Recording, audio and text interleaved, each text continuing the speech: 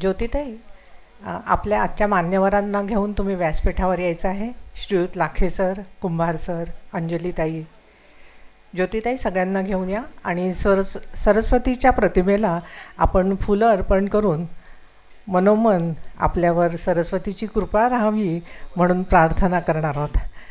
आधी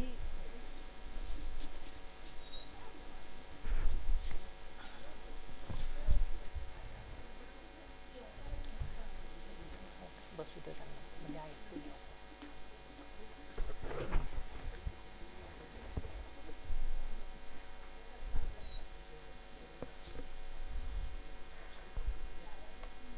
सरस्वतीचं पूजन आपण फुलं वाहून करणार आहोत, कारण इकडं सेन्सर्स असल्यामुळे दिवा लावण्याची व्यवस्था नाही आहे. आणि सरस्वतीची कृपा दृष्टी आपल्यावर सगळ्यांवर कायम राहील अशा शुभेच्छा मी व्यक्त करते. आणि महाराष्ट्र साहित्य परिषदेचा हा हॉल म्हणजे सारस्वतांची मांडी आईच आहे. हे सगळे सारस्वत साहित्याचे आपल्याला आशीर्वाद देण्यासाठी आणि कार्यक्रमाची शोभा वाढवण्यासाठी इथं नेहमी उपस्थित असतात. त्यांचा वरदहस्त सगळ्या लेखकांवर असतो. आणि खरंच इथे वातावरणामध्ये छानपैकी लगेच जाणवतं आपल्याला की इथं खरोखरच सरस्वतीचा वास आहे. आपण कार्यक्रमाला सुरुवात करणार आहोत. मी पाहुण्यांना विनंती करते की आसन नसतं व्हायचं.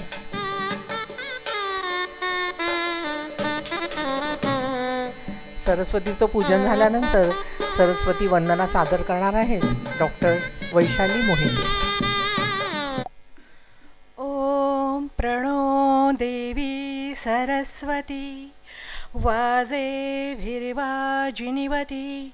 धीनामवित्र्यवतु चोदयित्री सुनृतानां चेतन्ति सुमतीनां यज्ञन्तधे सरस्वती महोर्णः सरस्वती प्रचेतयति केतूना धियो विश्वा विराजति तद्दिव्यव्ययं धाम सारस्वतमुपास्महे यत्प्रसादात् प्रलीयन्ते मोहान्धतमसच्छटाः शारदा शारदाम्भोज वदना वदनाम्बुजे सर्वदा सर्वदास्माकौ सन्निधिं सन्निधिं क्रियाद शरणं करवाणि शर्मदन्ते चरणं वाणी चराचरोपजीव्यम् करुणामस्पृणैः कटाक्षपातैः कुरु मां कृतार्थसार्थवाहम् शुक्लां ब्रह्मविचारसारपरमाम् आद्यां जगद्व्यापिनी वीणापुस्तकधारिणीम् अभयदां जड्यान्धकारापहां हस्ते स्फाटिकमालिकां विदधतीं पद्मासने संस्थितां वन्दे तां परमेश्वरीं भगवतीं बुद्धिप्रदां शारदां या कुन्देन्दुतुषारहार धवला या शुभ्रवस्त्रावृता या वीणावरदण्डमण्डितकरा या श्वेतपद्मासना या ब्रह्माच्युतशङ्करप्रभृतिभिर्देवैः सदा वन्दिता सा मां पातु सरस्वती भगवती निःशेषजाड्यापहा. धन्यवाद.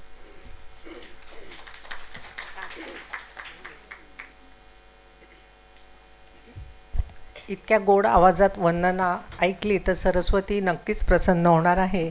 आणि वैशालीवरती खास प्रसन्न आहेच, कारण इतक्या गोड आवाजात तिने गायलं. आणि दुसरं म्हणजे तिला आत्ताच डॉक्टरेट मिळाली आहे, तर आपण दोनदा टाळ्या वाजवू तिच्यासाठी. कार्यक्रमाची सुरुवात करूयात आपण. प्रथम मान्यवरांचं स्वागत आणि सत्कार. मी आनंददादा पुजारी आणि उल्हासदादा पुजारींना इकडं बोलवते स्टेजकडे.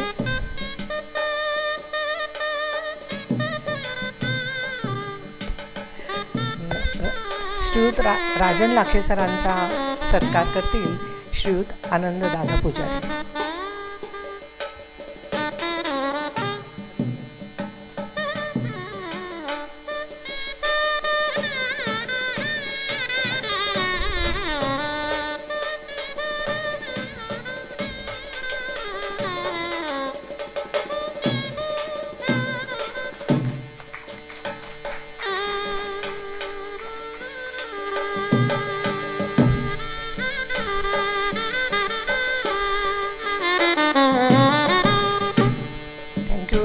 राजन सर, थँक्यू आनंद दादा. यानंतर राजेंद्र सर कुंभारांचा सत्कार करतील श्री उल्हासदादा पुजारी.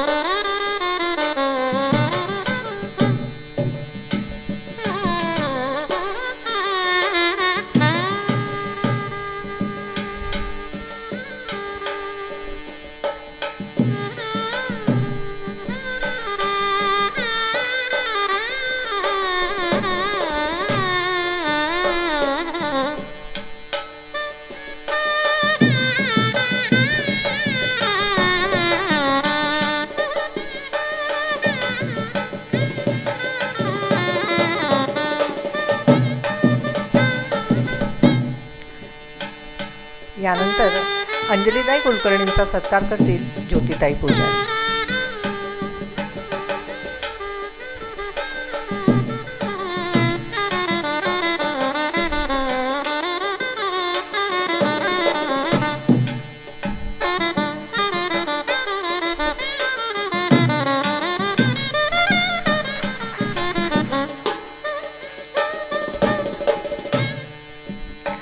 आज आपल्यामध्ये राजेंद्र सर मुठाणे सांगलीहून आले आहेत. महाराष्ट्र साहित्य परिषदेचे जे कार्यकारी मंडळ सदस्य आहेत, तर आपण त्यांचा पण सत्कार करणार आहोत.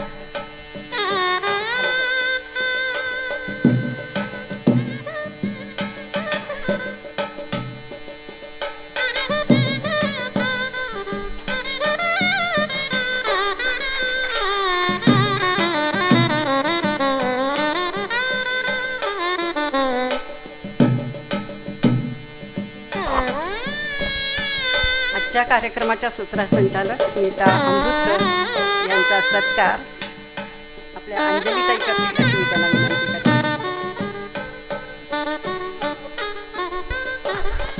ज्योतिताई म्हणतात मला बोलायचंय. म्हटलं थांबा, प्रोटोकॉल नका मोडू. वैशाली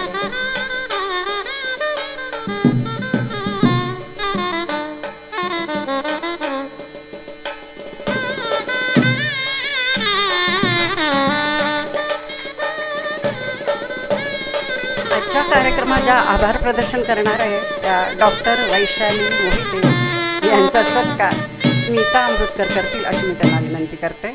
आणि हा सत्कार विशेष याच्यासाठी आहे की वैशालीला नुकतीच डॉक्टरेट ही पदवी मिळाली आहे. तर हा कौतुक आणि सत्कार दोन्ही आहे.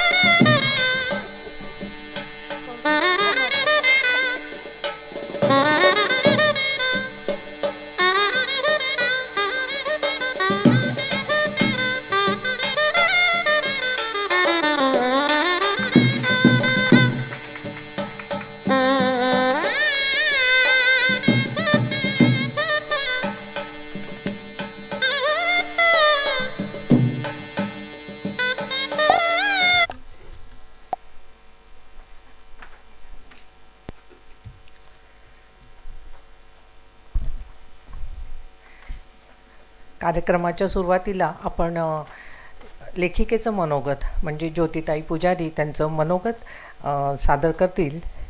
तत्पूर्वी त्यांचा परिचय मी करून देते. ज्योती पुजारी, किती छान नाव आहे ना. ज्योत पण आहे आणि पूजा पण आहे. 10 कादंबऱ्या आणि 9 कथासंग्रह त्यांच्या नावावर आहेत. आणि त्यांच्या कादंबऱ्या म्हणजे खूप सुदृढ आहेत. असं छोटं वगैरे त्या काही लिहित नाही, सगळं असं असतं. आगामी एक कादंबरी येते आहे, ललित लेखसंग्रह आहे. हँगमन आणि अनंत यात्रा या 2 कादंबऱ्यांची दुसरी आवृत्ती प्रकाशित झालेली आहे. हँगमन कादंबरीचा हिंदी, गुजराती, कन्नड, तेलुगू भाषांमध्ये अनुवाद झालेला आहे. खरं टाळ्या वाजवायला काही हरकत नाही.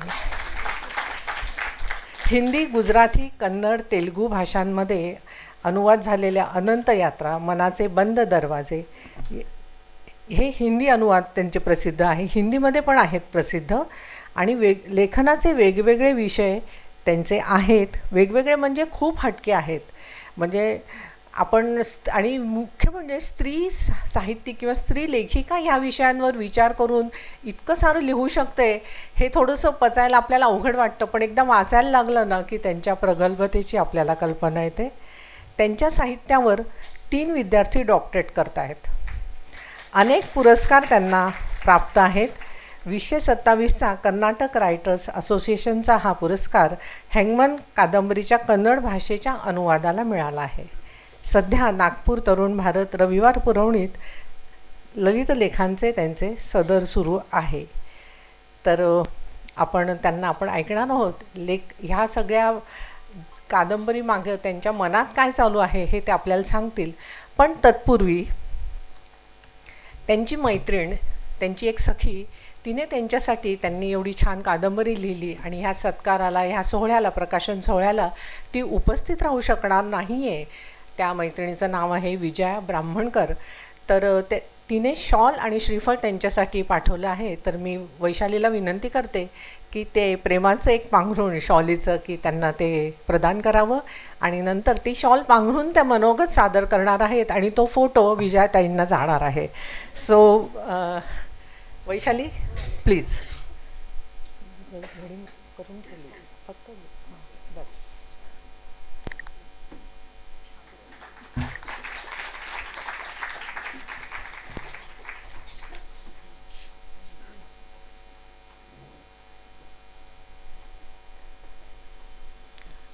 ऐकूयात लेखिकेचं मनोगत.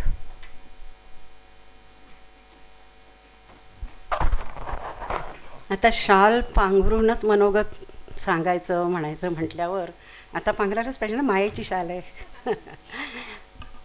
व्यासपीठावरील मान्यवर आणि उपस्थित श्रोते, जगण्याने छळले होते ही कादंबरी मी लिहिली जवळजवळ 4 वर्षापूर्वी.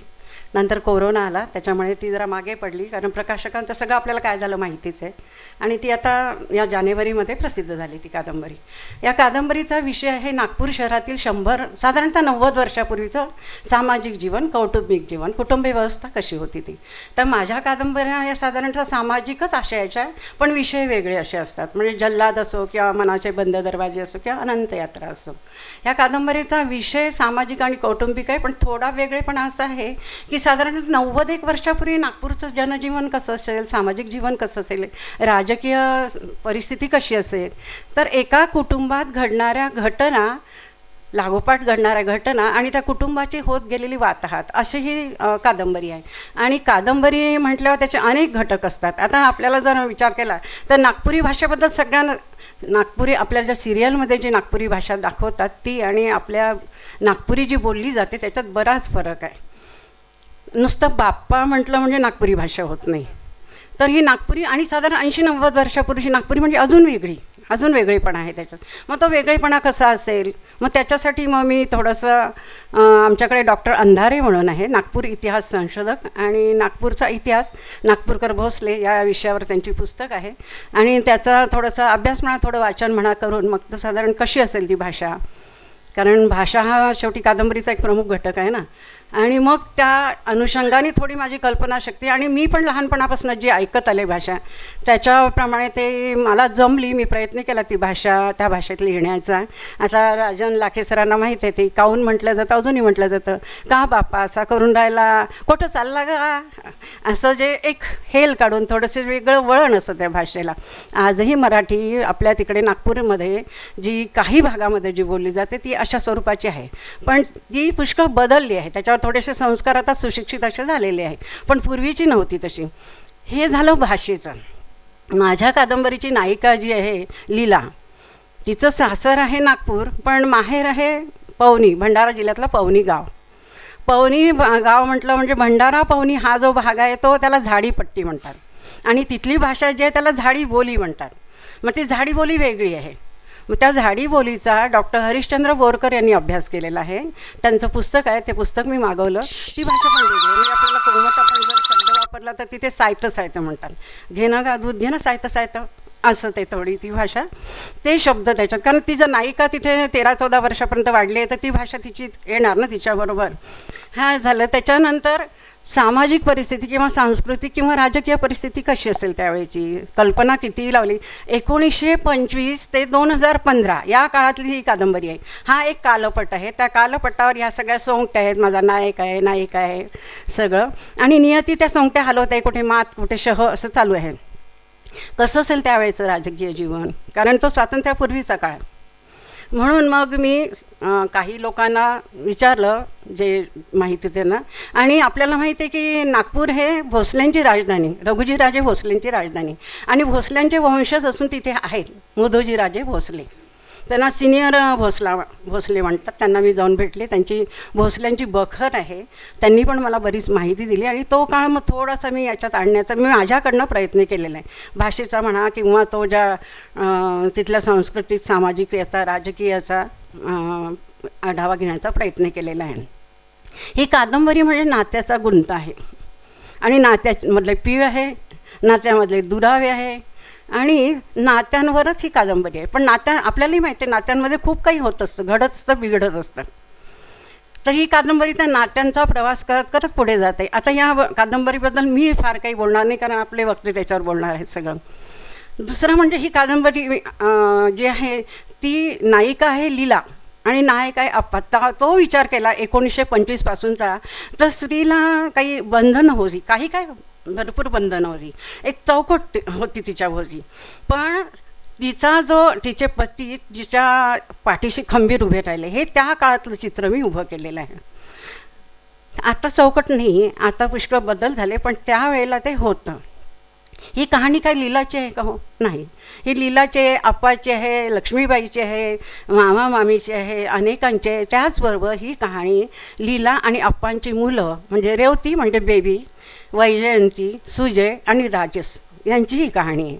कारण काय की लीला आणि आप्पा हा एक मुख्य प्रवाह आहे, पण त्याच्यापासून निघालेले हे उपप्रवाह आहे ना, त्यांच्याही कहाण्या आहे, त्यांचीही कथा आहे. त्या सगळ्या याच्यात गुंफण्याचा मी प्रयत्न केला आहे, मला जमेल तसं. आता त्याच्यावर आपले वक्ते बोलणार आहे, त्यावर मी काही बोलत नाही. मुख्य म्हणजे आज आमचे वक्ते मी एक फोन केला आणि यायला तयार झाले, मी मनापासून धन्यवाद देते. तुम्ही सगळे इथे आलात. स्मिता आणि वैशालीने मला मदत केली आणि मुख्य मंदातांचं मार्गदर्शन लावलं, मी त्यांनाही धन्यवाद देते आणि माझे 2 शब्द संपवते.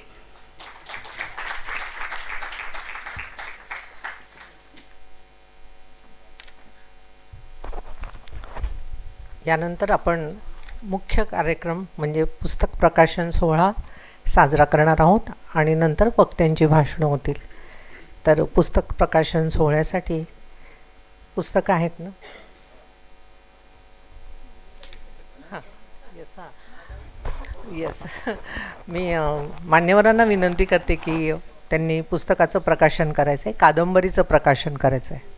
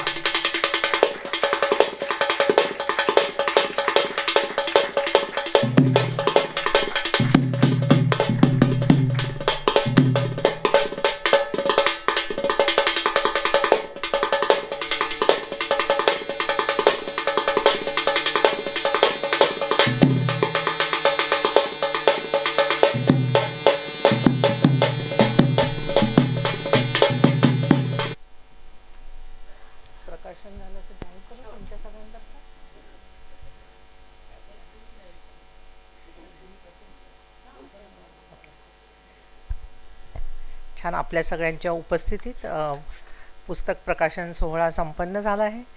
आपण शुभेच्छा देऊया की विक्रीचे नवीन उच्चांक स्थापन करेल आणि रसिक वाचकांचे भरभरून प्रेम या कादंबरीला लाभेल, अशा शुभेच्छा आपणा सगळ्यांकडून आपण पुस्तकासाठी देऊयात.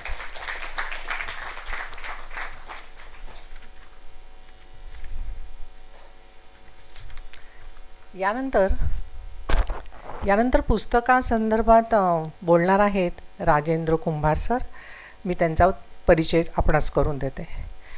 डॉक्टर राजेंद्र कुंभार हे सावित्रीबाई फुले पुणे विद्यापीठाच्या ग्रंथालय व माहितीशास्त्र विभागात प्राध्यापक पदावरून नुकतेच सेवानिवृत्त झाले आहेत. त्यांनी ग्रंथालय व माहितीशास्त्रावर 20हून अधिक ग्रंथ लिहिले आहेत. वाचन हा त्यांच्या अभ्यास आणि संशोधनाचा विषय आहे. वाचन आणि व्यक्तिमत्व विकास तसेच वाचक विकासामध्ये ग्रंथालयांची भूमिका, वाचन सल्ला सेवा हे त्यांच्या व्याख्यानाचे प्रमुख विषय असतात. तसेच ते पालकांसाठी लहान मुलांना वाचून दाखवणे या विषयावर कार्यशाळाही आयोजित करतात. द रीड अलाउड हँडबुक या प्रसिद्ध इंग्रजी पुस्तकाचा त्यांनी अनुवाद केला आहे. हे अनुवादित पुस्तक डायमंड प्रकाशनाने मुलांना वाचून दाखवा आणि त्यांचे आयुष्य घडवा या नावाने प्रकाशित केले आहे. वाचनातून व्यक्तिमत्व विकास हा त्यांचा वाचनासंबंधीचा This is going to be epic. Say it with me. Astra, Astra, Astra. लहानांपासून तर ते थोरांपर्यंत अशा वयोगटासाठी काम करणारे डॉक्टर राजेंद्र म्हणजे सर्वश्रेष्ठ राजा. आपले काम सांभाळताना त्यात राजेपणाचा डौल आणणारे डॉक्टर राजेंद्र कुंभार सर. ऐकूयात त्यांना पुस्तकावरील त्यांचे विचार.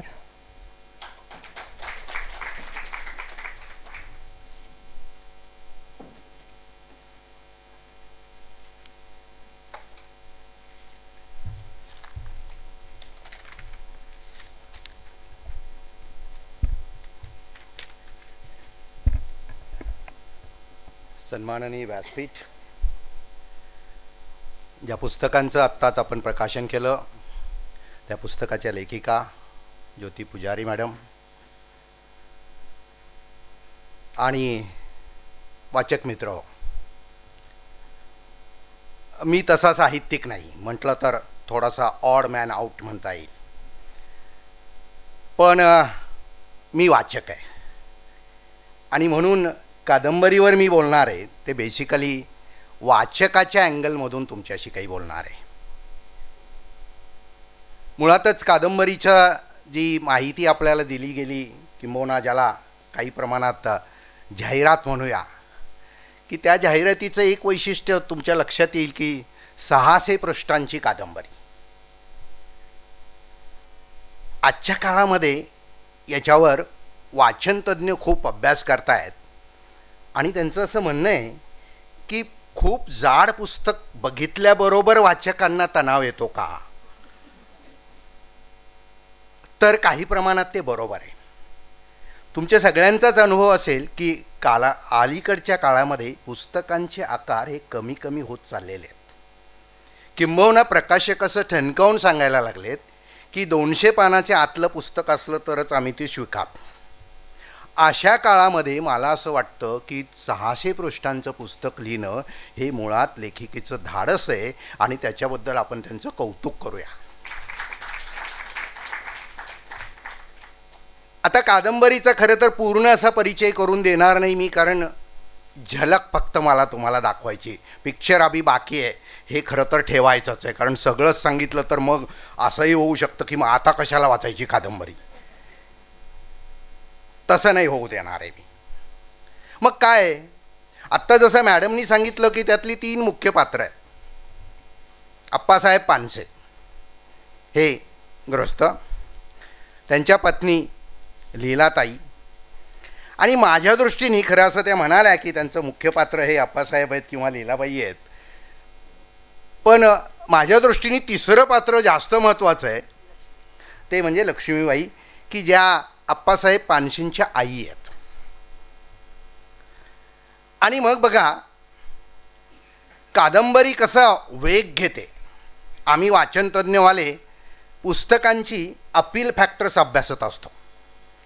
अपील फॅक्टर्स म्हणजे ज्या गोष्टींमुळे वाचक त्या कादंबरीकडे, त्या ललित साहित्याकडे आकर्षित होतो.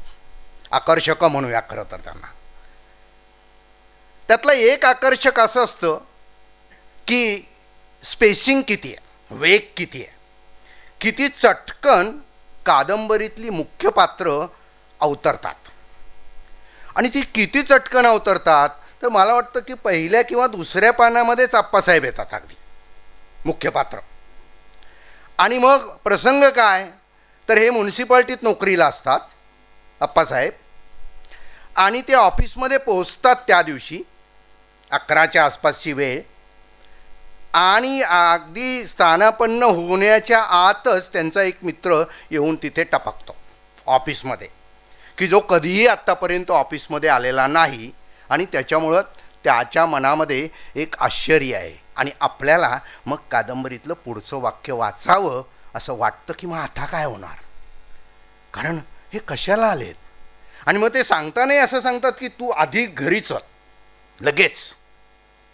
मग तर आणखीन उत्सुकता वाढते, ती आप्पासाहेबांची वाढते, पण वाचक म्हणून आपली पण वाढते की एवढं काय झालंय घरी, कारण हा फ्लॅशबॅक आहे, घडलेला ते नंतर आहे. आणि मग ती कादंबरी पुढे जाते, ते तिला बोलवून नेतात आप्पासाहेबांना, ते घरी जातात. आई आजारी असं तो खोटं सांगतो, तो म्हणतो मी आत्ताच तर आलोय घरून, ठणठणीत होती.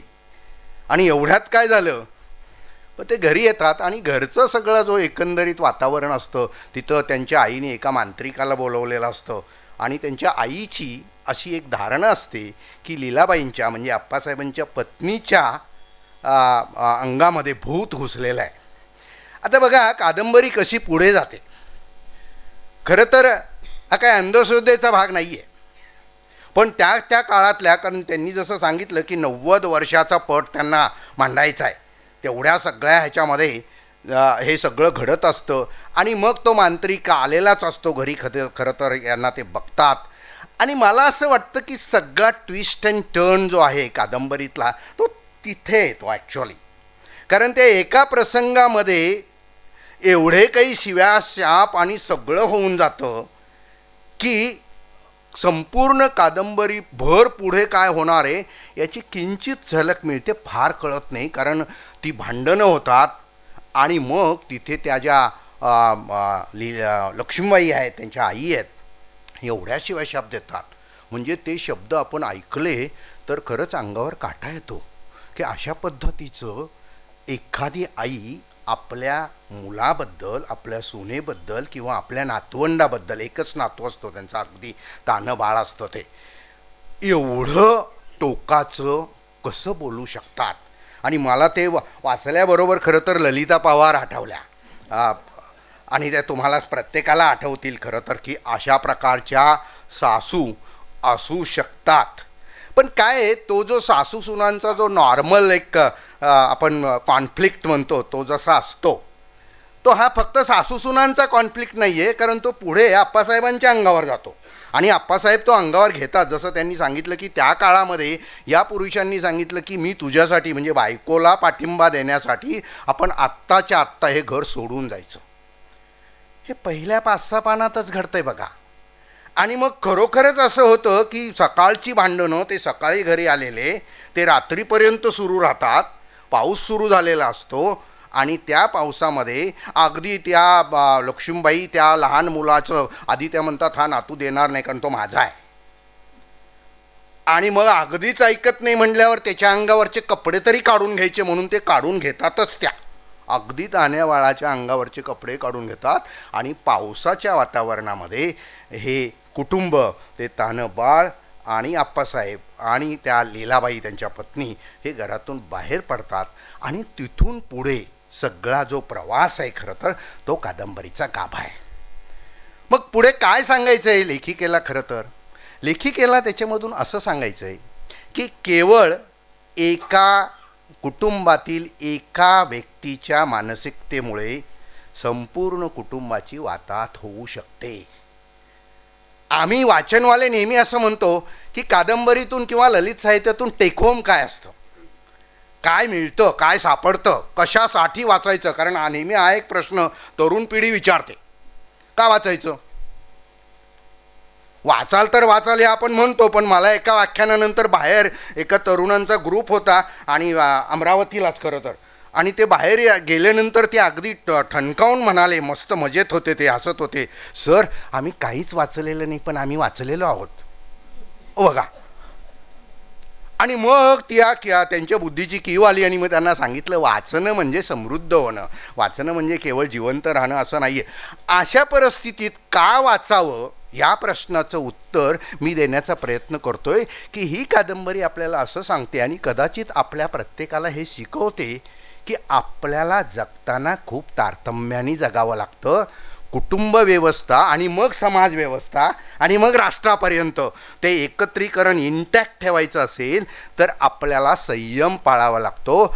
केवळ एका आईच्या, म्हणजे इथे रंगवलेली आई खूप वेगळी आहे खरं तर. म्हणजे इन जनरल काय होतं की सासू रंगवली जाते आणि सासू सुनातली भांडणं दाखवली जातात, पण इथे मूळ भांडण हे आप्पासाहेबांवर जातं. कारण तेच असं म्हणतात की, आणि ते आईच सांगते आता पुढे दारात पाऊल ठेवायचं नाही तू, आणि तेही म्हणतात मी ठेवणारच नाही वगैरे वगैरे. आणि मग ते संपूर्ण कुटुंब खरोखरच वाताहत होते. आणि सुरुवातीचा काही वर्षांचा काळ जो आहे, म्हणजे मुलं होतात, काही मुलं मृत्यू पावतात, त्या लीलाबाईंना म्हणजे आप्पासाहेबांच्या पत्नींना दम्याचा आधार जडतो, त्या 6 महिने वगैरे हॉस्पिटलमध्ये राहतात. हा सगळा पट वाचत असताना खरोखरच आपल्याला अनेक वेळा आपल्या डोळीमध्ये अश्रू येतात की काय एक सुखासुखी असलेलं कुटुंब केवळ काहीतरी मनात आलं किंवा काहीतरी किलमिश हे बांधून ठेवलं त्या आईनी. कारण त्यांना काहीतरी राग होता की त्यांच्या लग्नामध्ये आप्पासाहेबांच्या आणि त्या लीलाबाईंचं जेव्हा लग्न झालं होतं तेव्हा त्यांच्या आईनी म्हणजे यांच्या विहीनबाईंनी आणि व्यायांनी पूर्णपणे यांचा आदर सत्कार केलेला नव्हता वगैरे, असं काहीतरी तो राग होता. आणि तो राग काढण्यामध्ये खरं तर हे कुटुंब, पण त्याची दुसरी बाजू पण आहे. या कुटुंबाची वाताहत होते खरं तर. मग ते रात्रीच घर शोधत जातात, एका घरातून दुसऱ्या घरामध्ये, दुसऱ्यातून तिसऱ्या घरामध्ये. आणि मग त्यांना एका मित्र जो असतो त्याच्या वडिलांची खरं तर एक चाळच असते आणि त्या भाड्याने जागा देत असतात, रूम देत असतात. त्यांचं स्वतःचंही घर तिथेच असतं, त्याच वाड्यामध्ये बाकीची खोल्या देत असतात. तिथे ते जातात आणि तिथे मात्र त्यांना पूर्ण आश्रय मिळतो. नुसता आश्रय नाही आहे, कंप्लीट सपोर्ट सिस्टम ज्याला आपण म्हणतो ती मिळते. मग इथून काय दाखवायचं आहे लेखिकेला? हेही दाखवायचं आहे की हो, कठीण प्रसंग आयुष्यामध्ये येत असतात. समाजामध्ये तुमच्याच नातेवाईकांपैकी, किंवा आता अलीकडचा शब्द जरा जास्त प्रसिद्ध झाला आहे, सगळे सोयरे, तर त्यांच्यापैकी जरी काही लोक तुमच्याशी भांडखोर वृत्तीने किंवा काहीतरी मनामध्ये अडीट येऊन वागत असतील, त्रास देत असतील, तर अशा परिस्थितीत दुसरी पण बाजू समाजात नेहमीच असते. ती काय असते की तुम्हाला मदत करायला पावलोपावली लोक येत असतात. मग ते नातेवाईक असू शकतात, ते मित्र असू शकतात, किंवा अगदी दूरचं कोणीतरी असू शकतं की ज्याचा डायरेक्टली काहीच संबंध नाही आहे, पण तो तुम्हाला ॲक्सिडेंटली भेटतो आणि तुम्हाला तो तिथे मदत करतो. म्हणजे समाजामध्ये ज्या पद्धतीने छळवणूक होण्याची शक्यता आहे कुठल्याही कारणाने, त्याचबरोबर तुम्हाला पावलोपावली मदत मिळण्याची ही जी त्यातली पॉझिटिव्ह बाजू आहे. कारण एक निगेटिव्ह बाजू झाली खरं तर की काय हे आपल्यालाही पटत नाही, असं कसं वागू शकते आई एक. पण त्याचबरोबर असे अनेक प्रसंग कादंबरीमध्ये येतात की जिच्यातून असं दाखवलेलं आहे लेखिकेनी की तुम्हाला मदत ही मिळू शकते. एक आणखीन खरं तर कादंबरीचा पैलू आहे तो असा, खरं तर ही कादंबरी सायकोलॉजिकल आहे असं म्हणता येईल का? म्हणजे नुसतंच कौटुंबिक न म्हणता किंवा सामाजिक न म्हणता बेसिकली सगळं मानसशास्त्रावर आधारित आहे. प्रत्येक पात्राची मानसिकता ही त्या पात्राच्या वागणुकीला, वर्तणुकीला जबाबदार आहे. ते पात्र त्याच्या जी मानसिकची जडणघडण झालेली आहे त्या पद्धतीने ते वागत जातं. जसं की लीलाबाई या एवढ्या शोषिक आहेत, त्या कधीही आपल्या सासूबाईंना एवढा सगळा विध्वंस झाल्यावर सुद्धा उलटून बोलत नाहीत. ही त्यांची मानसिकता दाखवली. आप्पासाहेबांची मानसिकता ही खूप कणखर दाखवलेली आहे. प्रसंगावर मात करत राहायचं, प्रसंगी आपल्याच वर्तनामध्ये बदल करायचा. खरं तर त्यांचा एक काळ असा त्या सगळ्या संकटामुळे असा आला होता की त्यांचा देवावरचा विश्वास उडत चालला होता. पण त्यांना त्यांचा एक मित्र म्हणतो, अरे काय हरकत नाही, श्रावण आहे आणि सोमवारी खरं तर तू अभिषेक करत असतोस तर तू आता पुन्हा कर. आणि मग ते सगळे मंत्र भारदस्त पद्धतीने आप्पासाहेब म्हणतात आणि सगळ्या वाड्यामध्ये ते खरं तर गुंजतात आणि त्याचा एक पॉझिटिव्ह असा ऑरा ज्याला म्हणता येईल तो निर्माण होतो आणि त्याच्यातून खरोखरच पुढच्या गोष्टी या पॉझिटिव्ह होत जातात. ही त्यांची मानसिकता आहे.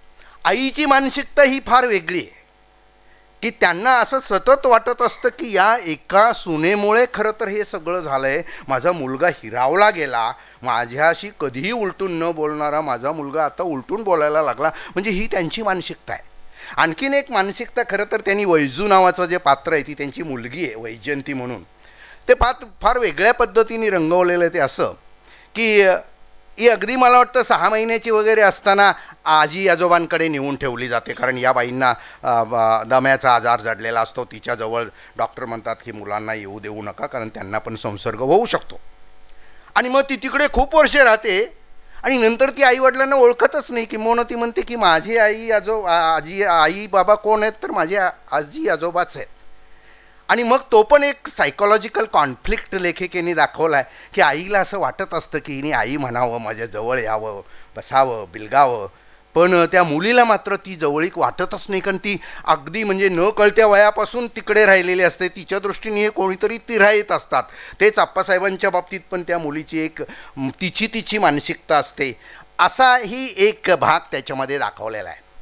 कादंबरीचं आणखीन एक जर वैशिष्ट्य आपण बघितलं तर ते हे पण आहे की अतिशय सखोल अशी वर्णन आहेत. खरं तर आपल्या डोळ्यासमोर ते चित्र उभं राहतं. म्हणजे तो मांत्रिक घरात आलेला असतो आणि मग तो जो काही मंत्र म्हणतो आणि मग त्यांनी काहीतरी कुठला तरी मनुष्याचं किंवा प्राण्यांचं एक हाड आणलेलं असतं, ते पण ठेवलेलं असतं वगैरे वगैरे, तो धुनी पेटवतो, जे काय आहे म्हणजे जणू काय आपल्याला असं वाटतं की अरे इथंच आपल्यासमोर घडतंय. ही जे बारकावे म्हणतो, ज्याला डिस्क्रिप्शन म्हणतो आपण, त्याला वर्णनातलं सखोलता, वर्णनाच्या सखोलतेमुळे आपल्याला खरोखरच त्या वातावरणात नेलं जातं. म्हणजे तो महल आणि तो जो एरिया नागपूरमधला मॅडमनी तिथे जो सांगितलेला आहे, कारण त्याच्या आसपासच यातला बहुतांश जो काय पाठ घडतो तो तिथे घडतो, तोही आपल्यासमोर खरं तर म्हणजे एका प्रकारे खरं तर ऐतिहासिक, सामाजिक आणि म्हटलं तर आर्थिक आणि स्वतंत्र संग्राम हे सगळंच त्याच्यामध्ये आलेलं आहे. आणि एवढंच नाही तर ती जी मांडणी करत असताना एवढी सहजता आहे, मध्ये मध्ये ओव्या आहेत, कुठेतरी जात्यावरच्या गाणी पण आहेत त्याच्यामध्ये खरं तर. आणि याच्यामुळे काय झालं आहे की पुस्तक 600 पानाचं असताना सुद्धा आपल्याला कळत नाही की आपण एवढ्या सहज कसं वाचलं. मला जेव्हा पुस्तक आणून दिलं ते श्री डोईफोडे, हे जे खरं तर त्यांचा व्यवसाय आहे आणि ते आपल्यापर्यंत पुस्तकं आणून पोचवत असतात, खरं तर ते वाचू घालतात असंच मी नेहमी म्हणत असतो खरं तर. तर त्यांनी जेव्हा ते आणून दिलं पुस्तक, तेव्हा मलाही असं वाटलं, मॅडम पण म्हणाल्या की अहो 600 पानाचं पुस्तक आहे, तुम्हाला पुरेसा वेळ मिळेल ना. आणि मग माझ्या असं लक्षात आलं की ते आठवड्याभरातच खरं तर माझ्या स्टाईलनी वाचून संपलं सुद्धा. त्यांनी त्या म्हणाल्या पण संपलं पण वाचून? हो म्हणलं संपलं. त्याचं कारण आणखीन एक असं आहे की पुस्तकामध्ये खूप संवाद आहेत. संवादात्मक लेखनामुळे काय होतं की वाचन भराभर पुढे जातं, ज्याला आम्ही पेज टर्नर्स म्हणतो. म्हणजे पेज टर्नर्स पुस्तकं अशी असतात बघा, जी गुलशन नंदा आणि ही जी या प्रकारची असतात, ती खरं तर त्यांच्या वेगळ्या कारणामुळे असतात. पण मुळात या पुस्तकामध्ये सुद्धा एवढे संवाद आहेत की ते एक वाक्य वाचलं, ते वाचल्याबरोबर मग आपल्यालाच मनात अशी हे उत्सुकता निर्माण होते की अरे मग पुढचं काय असेल आणि मग पुढं हा काय प्रतिक्रिया देणार आहे, त्याच्यावर प्रतिसाद काय असणार आहे. हे असं असल्यामुळे खरं तर ही कादंबरी जरी खूप मोठी अशी वाटत असली तरीसुद्धा मला खात्री आहे की तुम्ही लोक जेव्हा ती हातामध्ये घ्याल तेव्हा खात्रीने तुम्हाला त्या वाचण्याचा मोह होणार आहे. आणि मला असं वाटतं की आजच्या काळामध्ये सामाजिक कादंबऱ्या तुलनेने कमी लिहितात असं माझं वैयक्तिक मत आहे. आपला प्रत्येकाचा अनुभव वेगळा वेगळा असू शकतो. कारण सामाजिक कादंबऱ्या लिहिण्यासाठी तुम्हाला त्या समाजाची किंवा कुटुंब व्यवस्थेची खूप जवळून अशी पारख असावी लागते. ती लेखिकेकडे आहे आणि त्याच्याचमुळं खरं तर ते सगळे बारकावे टिपू शकलेले आहेत आणि म्हणून कादंबरी नक्कीच वाचनी झालेली आहे. मला खात्री आहे की आपण ही कादंबरी आवर्जून वाचाल. पुन्हा एकदा लेखिकेचं मी अभिनंदन करतो. एवढं व्यापक असं पुस्तक, व्यापक पट आपल्यासमोर मांडलेलं आहे आणि थांबतो. धन्यवाद.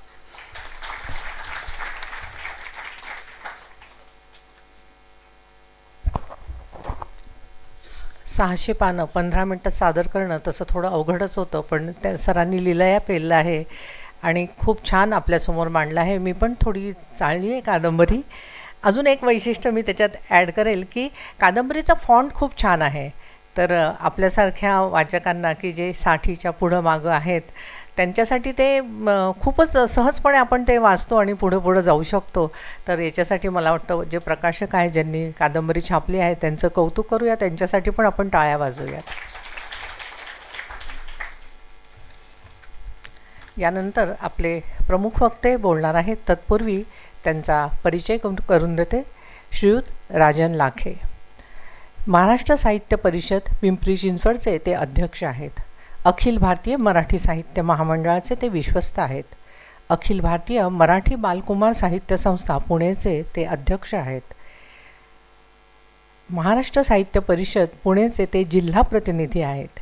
मराठी भाषा संवर्धन समिती पिंपरी चिंचवड महानगरपालिकेचे ते सदस्य आहेत. आणि खूप छान एक विशेष सांगण्यासारखं आहे. इतक्या वेगवेगळ्या विषयांमध्ये त्यांचं प्रावीण्य आहे. त्यांची शैक्षणिक पात्रता बघितल्यावर आपल्याला लक्षात येईल की एखाद्या माणसाच्या व्यक्तिमत्वाला किती वेगवेगळे पैलू असतात आणि ते जे पैलू असतात ते किती विविध रंगांचे असतात. म्हणजे सरांनी मेकॅनिकल स्ट्रीममधून BE केलेलं आहे. त्यांनी ME व्हेकल डायनॅमिक्समधून केले VJTI मुंबईमधून. आणि त्यांचं शिक्षणसुद्धा छान मोठ्या मोठ्या सगळ्या विद्यापीठातून झालेलं आहे. त्यांनी LLB सुद्धा केलं आहे भारती विद्यापीठातून. आणि सावित्रीबाई फुले विद्यापीठातून त्यांनी MA केलेलं आहे. तर एकदा ह्या सगळ्या अष्टपैलू व्यक्तिमत्वासाठी जोरदार टाळ्या होत्या. साहित्य लेखन पण त्यांनी केलेलं आहे. वास्तव रंग फुलताना की त्यांच्या मंगेश पाडकोकरांच्या हस्ते त्याचं प्रकाशन झालेलं आहे. मी पाहिलेला सूर्य आणि मनातले माझ्या, सौंदर्याच्या गर्भातून आणि मन माझे मी मनाचा, ह्या पुस्तकांचं पण प्रकाशन मंगेश पाडगावकर सरांनी केलेलं आहे. गुंता ललित गद्य संग्रह आहे हा, त्याचं प्रकाशन डॉक्टर नीलम गोरे यांनी केलेलं आहे. आणि आपल्या सगळ्यांना कदाचित माहितीच असेल बहुतेक की बकुळगंध म्हणून त्यांनी शांता शेळकेंच्या जन्मशताब्दीनिमित्त 100 कविता, 100 मान्यवर आणि 100 आठवणी असा एक छान मोठा ग्रंथ त्यांनी प्रकाशित केला. आणि तो पण माझ्या वाचनात आला आहे आणि खरंच खूप छान आहे. आपण जर मिळाला तर नक्की तो वाचण्याचा आनंद घ्या. आणि एखादं मनुष्य आपण म्हणतो ना की वेडं होणं एखाद्या गोष्टीसाठी, तर तसं सरांचं काम आहे. अप्रतिम तो ग्रंथ आहे आणि प्रत्येकाच्या मान्यवरांच्या आठवणी त्याच्यात आहे. त्यामुळे शांताबाईंचं महत्त्व अजूनच वर जातं असं मला वाटतं. आणि शांताबाई आपल्या सगळ्यांच्या आवडत्या आहेतच, त्यामुळे अजून आपण त्या विषयाच्या जवळ जातो. अमेरिकेत झालेल्या कॅलिफोर्नियातील सॅन होजे येथे संपन्न झालेल्या पहिल्या विश्व मराठी साहित्य संमेलनात मी मराठी व परदेशी माती या काव्याचं त्यांनी वाचन केलं आहे. 10 वर्षांपासून आजपर्यंत मनातले माझ्या या शीर्षकाखाली संध्यानंद वृत्तपत्रात ते कवितेचं नियमित सदर चालवतात. अनेक चित्रपटांसाठी त्यांनी ध्वनिफिती तयार केलेल्या आहेत. अनेक सन्मान त्यांच्या नावावर आहेत. खूप मोठा परिचय आहे त्यांचा. मी थोडक्यात सांगणार आहे. विविध क्षेत्रात त्यांनी वेगवेगळी पदं विभूषली आहेत आणि 11 पुरस्कार त्यांच्या नावावर आहेत. पुरस्कार मला खूप महत्त्वाचे वाटतात म्हणून मी ते सगळे वाचून दाखवणार आहे तुम्हाला. 4-5 तरी वाचते. समरसता साहित्य परिषद महाराष्ट्र गोवातर्फे निर्भय नवती व घाव या काव्यास पुरस्कार, मंगेश पाडगावकर पुरस्कार, लोकगायक प्रल्हाद शिंदे पुरस्कार, साहित्य दीप पुरस्कार, मसाप कार्यकर्ता पुरस्कार, साहित्य गौरव पुरस्कार, काव्यमित्र पुरस्कार, पिंपरी चिंचवड सन्मान, विशेष साहित्य सन्मान म्हणजे हा राज्यपाल भगतसिंग कोश्यारींच्या हस्ते त्यांना मिळाला आहे. विशेष साहित्य पुरस्कार असे अनेक पुरस्कार त्यांच्या नावे आहे. खरं तर इंजिनियर, वकील, साहित्यिक, संपादक असे विविध क्षेत्रातील गुणांचं पैलू असलेलं हे लाख मोलाचं राजस व्यक्तिमत्व म्हणजे राजन लाखे सर, मी त्यांना विनंती करते त्यांनी आपल्याशी संवाद साधावा.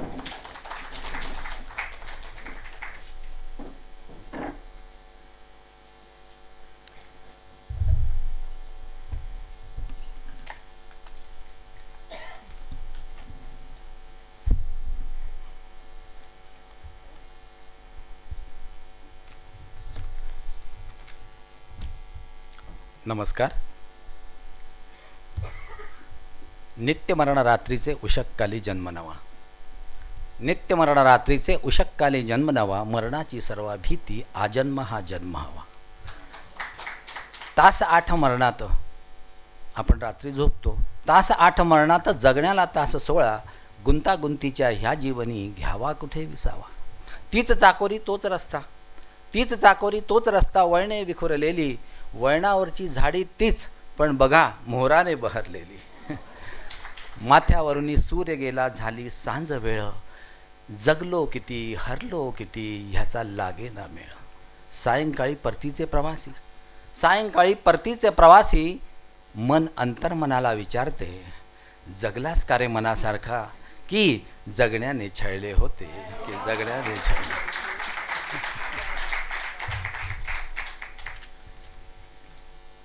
व्यासपीठावर उपस्थित आजच्या कार्यक्रमाच्या अध्यक्षा अंजलीताई कुलकर्णी, त्याचप्रमाणे अनुवादक श्री राजेंद्र कुंभार सर,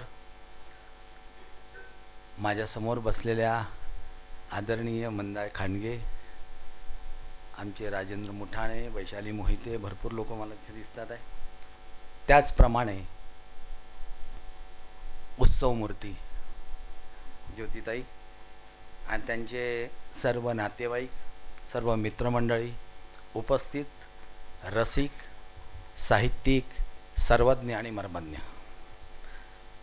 प्रथम मी त्यांचं अभिनंदन करेल की ही त्यांची 8वी कादंबरी आहे आणि या 8वी कादंबरीबद्दल मला असं वाटतं आपण सगळे मिळून त्यांचं अभिनंदन करूया.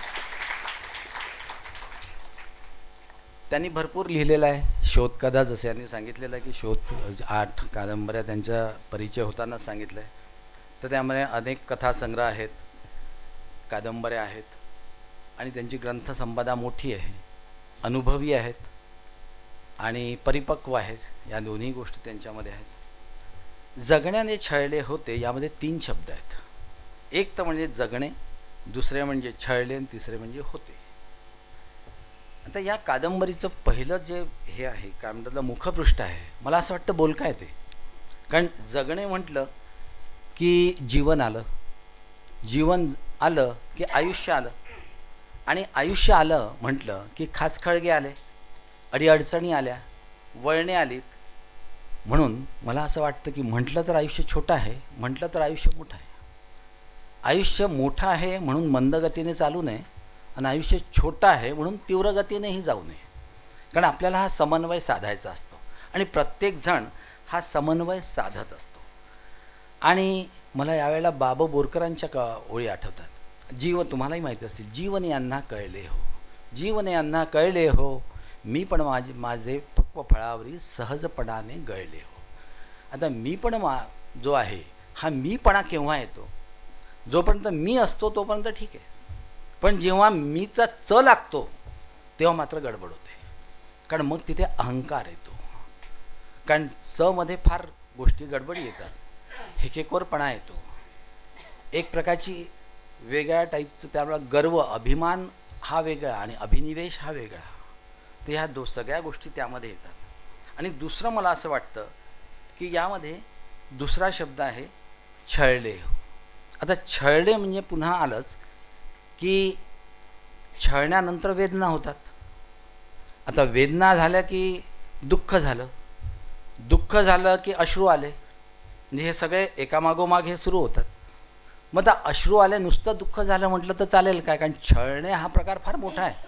नुसतं दुःख जर साध्या वेदनेने झालं तर ठीक आहे, पण जेव्हा छळतो माणूस तेव्हा खूप काहीतरी त्याला वेदना, म्हणजे जास्त यातना होतात आणि त्यामध्ये ते अश्रूतून ते बाहेर पडतं. मग नुसतं अश्रूतून म्हटलं तर चालेल का की ह्यांना अश्रू आलेत बा, मग ते आनंदाश्रू आहे की दुःखाश्रू आहे? पण जेव्हा छळले म्हणतो तेव्हा दुःखाश्रू आहे, पण नुसते अश्रू म्हणून चालत नाही ना. कारण अश्रू जर म्हणायचं असेल तर मला असं वाटतं मनाला झालेल्या वेदनामुळे अंतःकरणात दुःखाच्या वादळाने उडालेली गरम धूळ थंड करण्याकरता बरसलेला पाऊस म्हणजे अश्रू आहे. ते अश्रू जर जेव्हा येतात तेव्हा त्या अश्रूला म्हणजे जगण्याने छळले होते म्हणजे हा त्याच्यात सार्थक ठरतं असं मला वाटतं. आता पात्रांची भूमिका यांनी सांगितलीच, मी ती पुन्हा करत नाही. पण लक्ष्मीबाई हे एक मुख्य पात्र आहे. जरी नायिका म्हटलं त्या लीला नायिका आहेत, ते तुमच्या आतापर्यंत लक्षात आलं असेल की जरी नायिका लीला आणि आप्पा नायक आहेत, तरी पण हे लक्ष्मीबाई जे पात्र आहे हेच याच्या सगळी केंद्र त्याच्या बाजूलाच फिरत आहे. कारण हे छळणं कोण छळत आहे? त्या ह्या लक्ष्मीबाई छळतात आहे. मग लक्ष्मीबाई कोण आहे? अर्थातच सासूबाई आहे. आता सासूबाई म्हटलं की थोडंसं त्या गोष्टी आल्या. आता आत्ताच्या सासूबाईने, आणि ही गोष्ट आहे 1925च्या त्याच्या नंतरची, म्हणजे साधारणतः स्वातंत्र्य मिळण्याच्या अगोदरची. म्हणजे त्यावेळेला तो जो भूमिका होती सासूबाईची, ती म्हणजे स्त्रीमुक्ती नव्हतीच. आताही खेड्यात गेला तर स्त्रीमुक्ती असं मी म्हणणार नाही, नाहीच आहे. पुणेपुरतं तुम्ही म्हणाल तर तिथे ठीक आहे, पण अजूनही हा जो भाग आहे त्यावेळेचा तो त्यांनी चित्रित केलेला आहे. त्या चित्रितमध्ये मला असं वाटतं त्यांची 2 मुलं आहेत, जो मला दुसऱ्या मुलाचा उल्लेख नाही झाला. एक म्हणजे आबा आणि त्याची बायको इंदिरा, म्हणजे एक लीला लक्षात आली तुमच्या, जे आप्पा आणि लीला, आणि दुसरा मुलगा त्या लक्ष्मीबाईचा जो की दुसरा आप्पा आणि आबा आणि इंदिरा त्याची बायको. आता ह्या ज्याच्यानंतर ज्यांना मुलं होतात, सगळं पुढे हे कथानक सरकतं, आणि त्या कथानक सरकत असताना त्यांचा गोतावळा निर्माण होतो. कारण जसं असं पुढे जाल तर ह्या मुलाला मुलगी झाली, त्या मुलाला पुन्हा 2 मुलं झाले, त्याच्यामुळे हे झालं, तर हा गोतावळा पुन्हा वाढत राहतो. आता हा गोतावळा जेव्हा वाढत राहतो जेव्हा दुःखाचा डोंगर त्यांच्यावर कोसळतो, तो पुन्हा छळणेमध्ये आला की दुःखाचा डोंगर म्हणजे त्या लीलाचा पहिला मुलगा जातो, जिचं नाव अशोक असतं, दुसरा मुलगा जातो ज्याचं नाव विनोद असतं. म्हणजे अशा 11 महिन्यांनी त्याच्यावर जो डोकाचा पहाड जो पसरतो, जो पडतो, तर तो भाग जो आहे, तो भाग इतक्या छान प्रमाणे जसं सांगतं की उत्सुकता जी वाढवायला पाहिजे ती उत्सुकता त्यामध्ये ती वाढते, असं माझं मत आहे. आता कधी कधी असा प्रश्न पडतो की झरा सुखाचा लोट दुःखाचा, आणि त्याला काय म्हणतो आपण, अगणित आशा अल्प निराशा. आता जेव्हा आपलं एखादं जीवन आपण जगतो तेव्हा हा जो मी जे म्हणतो आहे ते म्हणजे अगणित आशा अल्प निराशा झाकून प्रेम करावे ह्या जगण्यावर, आणि झरा सुखाचा लोट दुःखाचा मारून प्रेम करावे ह्या जगण्यावर. हे म्हणायला सोपी आहे, पण जेव्हा दुःख जेव्हा फार होतं, साधारणतः प्रॅक्टिकलमध्ये घ्या, तेव्हा ह्या गोष्टी याच्यात येतात.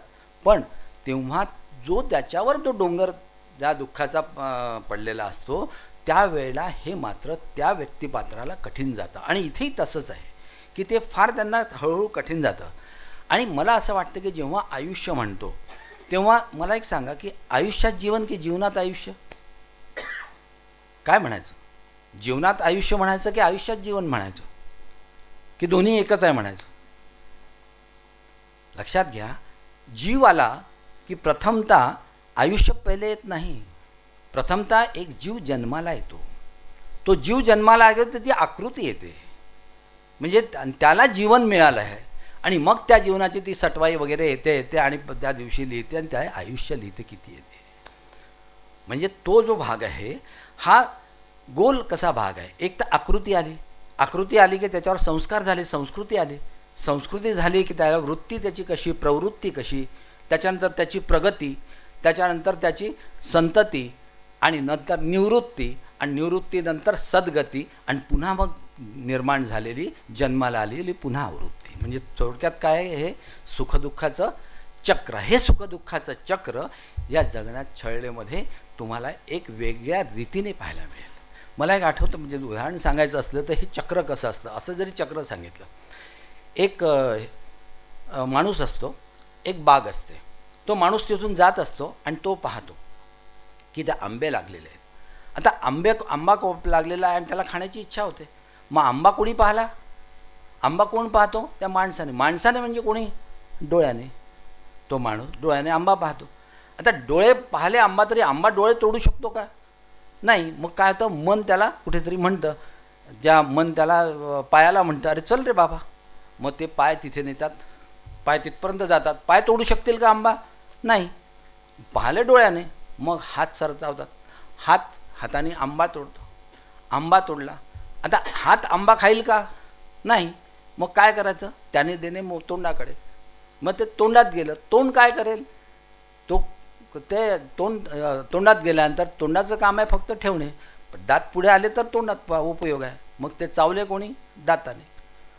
चावल्यानंतर काय करणार? तर पुढे पुन्हा की त्याने चावून झाला, चोथा झाला. पुढे काय? त्याने ढकलले पोटात, ते गिळले पोटाने. आता ह्या पोटाने गिळल्यानंतर, हे सगळं झाल्यानंतर तो आस्वाद आंब्याचा घेतो आहे, आणि हे सगळं तो शेतकरीचा मालक बघतो आहे की अरे हा आस्वाद तर घेतो आहे, आणि तो येऊन एक दांडका त्याच्या पाठीवर देतो. पाठीवर दिला तर ज्या आंबा पाहण्याचा, आंबा त्याच्यानंतर तोंडात जाण्याचा, दात चावण्याचा आणि पोटाने गिळण्याचा, याचा काही पाठीचा संबंध आहे का? काही संबंध नाही. पण पाठीला बसला मार. आता हा मार बसला तर काय झालं? काय हळहळला, ओरडला. ओरडला तर काय झालं? ओरडला तर काय झालं? तर जे डोळ्यात अश्रू आले ते अश्रू पापणीने घेतले. आता ही आकृती कुठे पूर्ण झाली? इथेच पूर्ण झाली, कारण आंबा कोणी पाहिला होता? डोळ्याने. हा जो क्रम आहे हा आयुष्यात पण असाच आहे. सुख आणि दुःखाचा जो क्रम आहे हा एक एक टप्पा असतो. आनंद झाला की आपल्याला आनंद वाटतो, तो क्षणिक असतो. पण आनंदाचा क्षण मला कधी म्हणतो कारण मला खूप दुःख होताना म्हणतो कारण खूप दुःख होते, माझ्याच नशिबी होतं का? मीच त्याला कारणीभूत आहे का? पण आनंद झाला तर म्हणतो का माणूस अरे हा आनंद मिळाला, हा माझ्याच नशिबी होता का? असं तर म्हणत नाही, कारण तो आनंदाचा स्वीकार करत असतो. हा माणसाचा स्वभाव असतो. हा जगण्याने छळले होते. त्याच्यात मला एक आवर्जून सांगावंसं वाटतं. याच्यात जी नागपुरी भाषा आहे, मगाशी ज्योती त्यांनी सांगितलं, मी नागपूरचा आहे, त्यामुळे मला ते सहज सोपं गेलं. तुम्हाला एक थोडक्यात विचारतो मी की टोंगळा म्हणजे काय? कोणी सांगू शकाल? पुणेरी? गुडघा. आता हा शब्द तिथला आहे. आता ज्यांना माहीत नसेल त्यांनी ताबडतोब म्हटलं अरे बापरे, टोंगळा म्हणजे गुडघा, हा तिथला शब्द आहे. हा जे काही शब्द आहे, आता मी लंथफननी आलो म्हणजे मी त्या गाडीने आलो, त्या बसनी आलो, हे शब्द जे आहेत लंथफन आहे. आता मगाशी यांनी सांगितलं काऊन करते रे, आता काऊन करते रे म्हणजे का करते रे, हा इथला प्रमाण भाषेचा शब्द झाला. त्याचप्रमाणे नहानी हा जो आहे, बाथरूमला तिथे नहानी म्हणतात. तुम्हाला हे माहिती आहे का आदित्यवार म्हणजे काय? रविवार. मग हे जे शब्द आहे, आणि मला जरा लासलं म्हणजे काय? भाजलं. मग ही जी शब्दांची जी त्यांची ही आहे. अच्छा, दुसरी गोष्ट म्हणजे आपण उपमा खातो, उकरपेंडी खातो का? मग उपमा म्हणजे रव्याचा आणि उकरपेंडी म्हणजे कणकेची. पण ती आम्हाला तिथे फार म्हणजे काय म्हणतात त्याला, स्वादिष्ट असते ती, आणि ती पचायला हलकी असते. आई नेहमी करून देते. तर ही जी शब्द आहेत ते शब्दांची जी मालिका यामध्ये आहे. त्याचप्रमाणे चिजबिलाई हा शब्द तुम्ही ऐकला आहे की मला माहीत नाही. ते झाड आहे चिजबिलाईचं, आणि ते त्या नागपूरच्या साईडला आहे, आणि तिथे चिजबिलाई हा फार चांगला पदार्थ आहे. म्हणजे ती झाडेतून ती चिजबिलाई जी आहे त्याच्यात कव्हर काढून ती खाण्यात त्याची वेगळी टेस्ट आहे. तर तिथला तो शब्द आहे. त्याच्यानंतर त्यांनी मला आठवण करून दिली तिथल्या टॉकेजेस, ज्यामध्ये मी पहिला शो पाहायचा, घरून कधी कधी दांडी मारायचं. तर त्यावेळेला नर्सिंग टॉकेज आहे, रिजंट टॉकेज आहेत. ह्या ज्या टॉकेजेस आहेत त्या आम्ही पाहिलेल्या आहेत. त्यामुळे तो एक मला वेगळा आनंद मिळाला हे वाचताना, हे मला सांगायचं वाटतं. तर ह्या सगळ्यांमध्ये मला एक लक्षात येतं की हा जो वर्तुळाकार आहे जीवनाचा, हा त्यांनी चांगला बांधलेला आहे असं म्हणायचं आहे. कारण काय की उभ्या ज्या आयुष्य आहे आपलं, त्या कादंबऱ्यामध्ये त्यांनी आधीच सांगितले नात्याची गुंतागुंत आहे. ठीक आहे, नात्याची गुंतागुंत आहे म्हणजे नातं गुंतागुंत केव्हा? उभ्या रेषा, आडव्या रेषा आहेत, कधी आडवी उभी वळणं आहेत, कधी स्वभावातले रंग आहेत, वेगळे रंग आहेत, कधी स्वभावातले वेगळे रंग आहेत. आता ह्या स्वभावातले वेगळे रंगामध्ये यांनी उल्लेख केला नाही, मी करतो तो, कारण तिथे एक नाना नावाचं एक खोचक पात्र आहे. जे खोचक पात्र उपरोधिकच आहे. एखाद्याला एक सवय असते की बोलायचं ना तर उलटच म्हणजे वाकडच बोलायचं, सरळ जाणारच नाही तो कधी. एक सवय असते, त्या सवयीप्रमाणे ते एक पात्र उभं केलेलं आहे, जे उपरोधिक पात्र नेहमी तो करत असतं. आणि दुसऱ्या म्हणजे त्यामध्ये उभ्या आडव्या घटना आहेत. त्या घटनामध्ये एक फक्त घटना अशी आहे की ज्यामध्ये मी दुसरा मुलगा जो म्हटलं की आबा आणि त्याची बायको इंदिरा, ती तिथे तिची आत्महत्या करते. म्हणजे त्या सासूबाई जी आहे लक्ष्मीबाई, त्यांना छळाला कंटाळून, असतात छळले होतेच, तर त्या छळाला कंटाळून ती जाते. म्हणजे अशा प्रकारचा हा जो भाग आहे नात्यातलं, हा जो भाग आहे, तर हा नातेसंबंध कसे कसे दुरावत जातात, कसे कसे असतात, ही नात्याची गुंफण त्यांनी छान रेखाटली असं मला वाटतं. आता नात्यात असलं म्हणजे सौंदर्य असायला पाहिजे ना. नातं हे असं असतंच, वाद नाही, असे पण नाती असतात, पण नात्यात एक सौंदर्य असतं. आता नात्यातलं सौंदर्य जर हवं असेल तर आयुष्य त्या नात्याच्या सौंदर्याने सुंदरही होत असतं.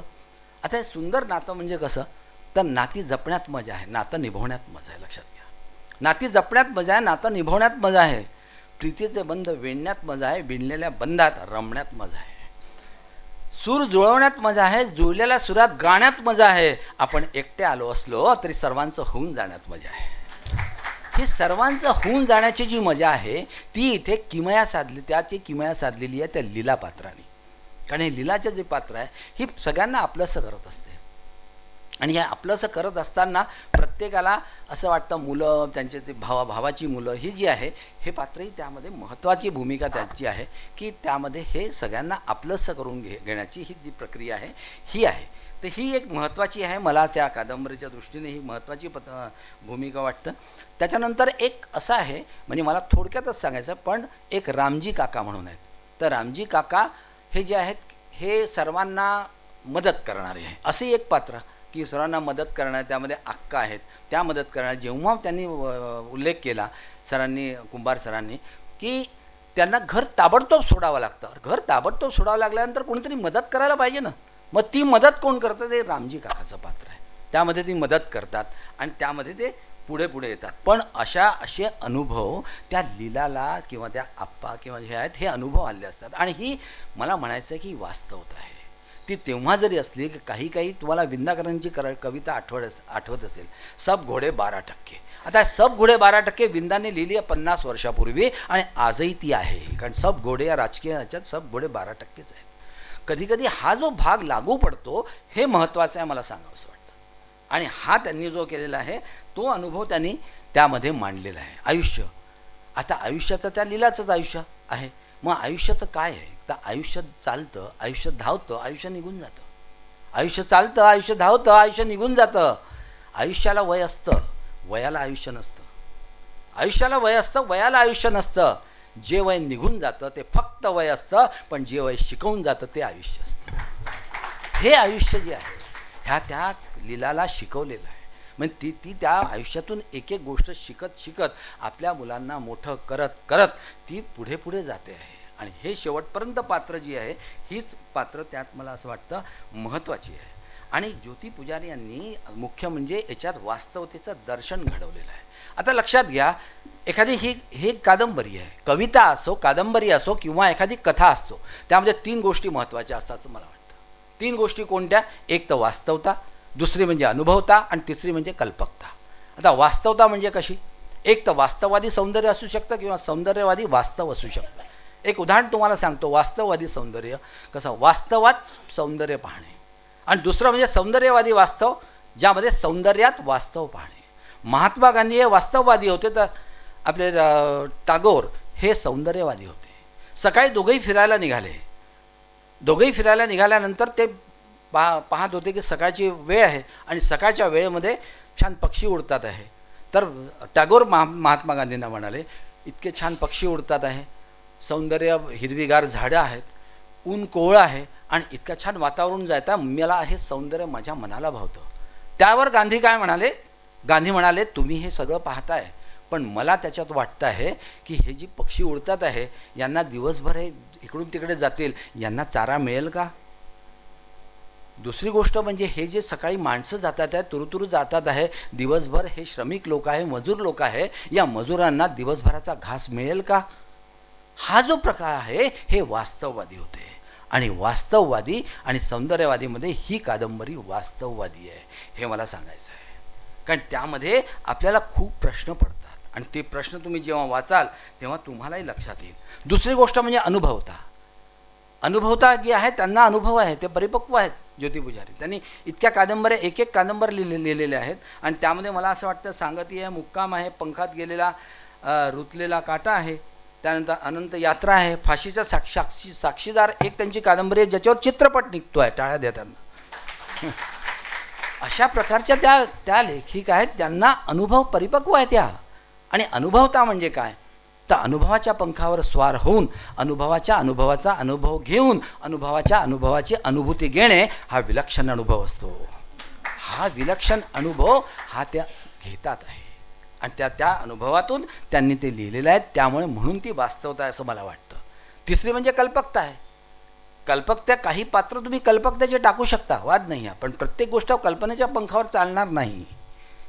कल्पनेत मुक्तपणे विहार करावा, कल्पनेत मुक्तपणे विहार करावा, विहारात मुक्तपणे संचार करावा, संचारात विचारांचा विचार असावा, विचारात कुठलाही विकार नसावा. हा कुठलाही विकार त्यांच्या याच्यात त्या कादंबरीमध्ये दिसत नाही, हे मला यात सांगायचं आहे. कारण यांनी जो मांडलेला आहे त्यामध्ये ही वास्तवता ही जी आहे हा कादंबरीचा गाभा आहे. जो तेव्हा लागू होतो, आजही इथे नाही तरी तुम्हाला तो याच्यामध्ये ग्रामीणमध्ये अजूनही दिसेल. कारण सासूबाई अजूनही आहेत. सासूबाई ह्या जिवंतच राहणार आहे. हे पात्र मरणारं पात्र नाही. कारण जी आई होते ती सासूबाई होते. हे मरणारं पात्र नाही, हे जिवंत पात्र आहे. आणि जिवंत पात्राचा जिवंत जर अभिनय पाहायचा असेल तर तुम्ही कुठे कुठे तो पाहाल, तो वेगळी गोष्ट. म्हणजे तुम्हाला कुठे कुठे तो अनुभव मिळत राहील.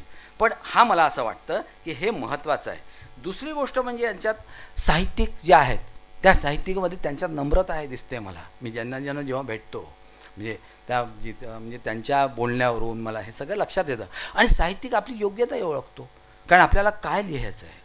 कारण तो विचार करतो. जेव्हा कादंबरी किंवा कथा किंवा काही लिहितो तेव्हा तो विचार करून लिहितो. हे महत्त्वाचं आहे. त्यामध्ये ध्यान असतं, चिंतन असतं, ह्या सगळ्या गोष्टी आहेत. म्हणून मला असं वाटतं की नम्रता ही जी आहे, नम्रता मान देते, योग्यता स्थान देते, विचार हा भान देते, चिंतन ज्ञान देते, ध्यान देते, तर शिक्षण ज्ञान देते, तर वाचन आत्मज्ञान देते. आणि ह्यामध्ये असलेल्या वृत्ती आणि प्रवृत्ती, ह्या प्रक्रियेत असलेले वृत्ती प्रवृत्तीच्या माध्यमातून जेव्हा पूर्णाहुती होते तेव्हा साहित्यिकाची अनुभूती येते. ही साहित्यिकाची अनुभूती यामध्ये मला आढळली आहे. हे मला तुम्हाला आवर्जून सांगावंसं वाटतं. दुसरी गोष्ट म्हणजे जेव्हा एखादा माणूस विचार करतो, हा विचार करणं प्रत्येकाचं काम नाही. विचार म्हणजे बुद्धी, तो बुद्धी असतो. पण विचारावर विचार करायला लावणारा म्हणा किंवा करणारा म्हणा तो विवेक. आणि विचारावर विचार करायला लावणारा, विचारावर विचार करणारा हा साहित्यिक. तो हा साहित्यिक आहे. कारण त्या दुसऱ्याच्या विचारावर तो विचारावर विचार करत करत पुन्हा त्यावर विचार करतो आणि त्यामध्ये सखोल विचार करून काहीतरी लिहिण्याचा प्रयत्न करतो. आणि त्यामध्ये तो लिहून जी साहित्यकृती निर्माण होते ती साहित्यकृती म्हणजे जगण्याने छळले होते. हे मला सांगावंसं वाटतं. मुख्य म्हणजे साहित्यिक जेव्हा असतो, प्रत्येक साहित्यिक हा कलाकार असतोच असं नाही म्हणणार नाही. पण प्रत्येक कलाकार हा साहित्यिक असतोच असं नाही. पण प्रत्येक साहित्यिक हा कलाकार असतो. कारण शब्द काय असेल, कलाकार काय करेल, एखादी मूर्ती असेल ती घडवेल, ती मूर्ती घडवताना त्यामध्ये त्याचं शिल्प निर्माण करेल. साहित्यिक काय करेल, त्याच्यावर आपल्या शब्द सौंदर्याने मात करेल, त्याच्यावर त्या मूर्तीवर. आता मूर्ती जी झालेली आहे तेही शाश्वत आहे आणि जे शब्द सौंदर्य झालेलं आहे तेही शाश्वत आहे. शाश्वत आहे म्हणजे सत्य आहे. सत्य आहे म्हणजे अमरत्व आहे. सत्य, शिव आणि सौंदर्याचा त्यामध्ये मिलाप आहे. सत्याचा संबंध हा ज्ञानाशी आहे, शिवाचा संबंध हा कल्याणाशी आहे, तर सौंदर्याचा संबंध हा भावनांशी आहे. भावनाचा संबंध हा मनाशी आहे, मनाचा संबंध हा अनुभवाशी आहे, अनुभवाचा संबंध हा वयाशी आहे आणि वयाचा संबंध हा परिपक्वतेशी आहे. आणि ही परिपक्वता म्हणजे ज्योतिपुजारी आहे. ही त्यांची ताकद आहे असं मला म्हणायचं आहे. शेवटचे एक दोन मुद्दे सांगतो फक्त. ही भाषा जी आहे ही भाषा सोपी आणि सरळ जरी नागपुरी असली तरी पण कळणारी आहे. तुम्हाला ते पूर्वी त्यामध्ये जा, तुम्हाला ती भाषा कळेल. भाषेचं एक उदाहरण सांगू. सरळ सोपी भाषेत का लिहावं, खूप क्लिष्ट लिहिण्यात काही अर्थ नसतो. कारण काय की मी वसंत यांच्याबद्दल यशवंत देवांबरोबर काम केलेलं आहे. तर माझी एक ओळ होती, अस्तकाली पाखरांची माळ आली परतुनी. आता अस्तकाली जो शब्द आहे यशवंत देवांनी त्यांना सुरेश वाडकर यांनी ही गाणं ते गायलं. सुरेश वाडकरने यशवंत देवांना फोन केला की म्हणे हे अस्तकाली जी आहे जरा कठीण जात आहे म्हणे बोलताना. यशवंत देवाने नकार दिला, मी काही तो शब्द देऊ शकत नाही, जे कवी आहेत त्यांना विचारा. मग आता ते दिल्यानंतर जेव्हा रेकॉर्डिंग झालं, जेव्हा रेकॉर्डिंग होतं त्याचे संगीतकार होते नंदू होनप. तर तेव्हा जे रेकॉर्डिंग झालं तेव्हा असंच त्यावेळेलाचं रेकॉर्डिंग असं होतं इथे आणि ते सुरेश वाडकर किंवा जे गायक ते बसायचे ते वरती त्या रूममध्ये बसायचे आणि बाकीचे खाली. मग तिथून त्यांनी विचारलं, वास्तवकाली हा जो अस्तकाली पाखरांची माळ आली परतुनी याला काही शब्द आहे का, लाखे याला काही शब्द आहे का. माझी काही त्यांची खूप ओळख नव्हती कारण त्या नंदू होनप यांच्यामुळे ते गाणं झालं, माझं काही सुरेश वाडकरचं काहीच नव्हतं. तर ते त्यांनी तिथे आले, म्हणे लाखे याला काही हे आहे का तुमच्याकडे शब्द. तर म्हटलं आहे. तर म्हणे कोणते आहे सांगा. मग सांजवेळी, सायंकाळी, संध्याकाळी शब्द दिले. हां म्हणे मग संध्याकाळी म्हणतो ना तुम्ही, अस्तकाली कशाला वापरता म्हणे, हे कोणी सांगितलं म्हणे. म्हटलं वापरावा, कारण आपली हिंमतच नव्हती त्यांच्यावर बोलण्याची. मग त्यांनी तो शब्द वापरला. म्हणून भाषा ही सोपी असावी असं तुम्हालाही वाटेल. अजून एकदा सांगतोय, एक डॉक्टर होता आणि एक नेता. अच्छा, डॉक्टर आणि नेत्याचं हे लक्षात घ्या की डॉक्टरकडे तो नेता एक लक्षात घ्या, एक मोठा नेता आहे, एक पूर्ण त्याचं पोट वगैरे सुटलेलं आहे, टोपी वगैरे आहे, आणि तो तिथे आला. तो तिथे आल्यानंतर डॉक्टरला डॉक्टर त्याची पूर्ण तपासणी केली आणि डॉक्टरांनी ते जे सहाय्यक जे लोक होते त्यांना सांगितलं इट इज व्हेरी डेंजरस आणि कार्सिजनिक कंडिशन आणि इट इज सिरियस. आता हे म्हटल्यानंतर त्या नेत्याला काहीच कळलं नाही. नेत्याला एवढंच कळलं सिरियस. आता बाकीच्या कंडिशन ज्या होत्या कार्सिजनिक वगैरे तो त्यांना काहीच कळलं नाही. सिरियस म्हटल्यावर तो उठला, डॉक्टर काय झालं मला? तर म्हणे काही नाही, आम्ही करतोय जे काय करतोय. नाही नाही नाही नाही मला आता सांगा, मी इथून उठणार नाही, कारण मला तुम्ही सिरियस म्हटलं म्हणजे माझी काहीतरी कंडिशन खराब आहे ते सांगा. तेच त्यांनी सहाय्यक डॉक्टरांकडे बघितलं, तर काय करायचं? तर ती म्हणे सांगा सर, आता हे काही हे होणार नाही. बरं ठीक आहे, डॉक्टरांनी निर्णय घेतला सांगायचं, पण त्याच्या भाषेत सांगायला पाहिजे ना, कारण भाषा ती त्याची कार्सिजन त्याला काहीच कळत नाही. मग त्याच्या भाषेत कसं सांगायचं? ते म्हणाले ऐका. तर तुम्ही ऐका ते, कारण ते कसं त्यांनी सांगितलं की तुमचा रक्तदाब हा घोटाळ्याप्रमाणे वाढतो आहे. तुमचा रक्तदाब हा घोटाळ्याप्रमाणे वाढतो आहे. तुमची चरबी महागाईप्रमाणे फुगत चालली आहे. तुमचे फुफ्फुस खोटी आश्वासने देत आहेत. तुमच्या उजव्या किडनीने राजीनामा दिलेला आहे आणि तुमच्या आतड्यात रस्ता रोको आंदोलन सुरू आहे. आणि या सर्वांचा भार मुख्य म्हणजे डोक्यात असलेल्या पक्षश्रेष्ठीकडे आलेला आहे आणि ते तुमचे सरकार बरखास्त करण्याच्या मार्गावर आहे. त्याला एकदम कळलं, कारण ते त्याच्या भाषेत सांगितलं. हे त्याच्या भाषेत सांगितल्यामुळे त्याच्या लक्षात आलं. मला म्हणायचं की यांची भाषा जी आहे ती सोपी आहे, सरळ आहे, आणि या भाषेमुळे ही कादंबरी जरूर तुम्ही वाचा. आणि ह्यामध्ये काय आहे, थोडक्यात मला असं वाटतं यामध्ये जाण आहे. मी तुम्हाला ज्याप्रमाणे सांगतो, जाणीव आहे, भाव आहे, भावना आहे, संवाद आहे, वादी आहे, कारण वाद होणारच, छळणे आला म्हणजे वाद होणारच. त्याचप्रमाणे धैर्य आहे, धडाडी आहे, वास्तवता आहे, अनुभवता आहे, सोशिकता आहे, लीलापात्र, सोशिकता आहे, सहनशीलता आहे, उपासमकता आहे, उपरोधिकता आहे, बोलणारा माणूस नाना उपरोधात्मिक आहे, चिंतन आहे, मनन आहे, श्रद्धा आहे, थोडी अंधश्रद्धाही आहे, कारण ते पिऱ्या भगतला आणलेलं होतं ते त्यांनी सांगितलं ती अंधश्रद्धा आहे. मुख्य म्हणजे याच्यात वादळ आहे आणि झंझावात आहे जो तुम्ही अनुभवा, पण सत्य आहे, असत्य नाही. सत्य आहे, असत्य नाही. दुसरी गोष्ट म्हणजे यामध्ये वर्तमान आहे, भविष्य नाही. आणि म्हणून ही कादंबरी शाश्वत आहे, अशाश्वत नाही.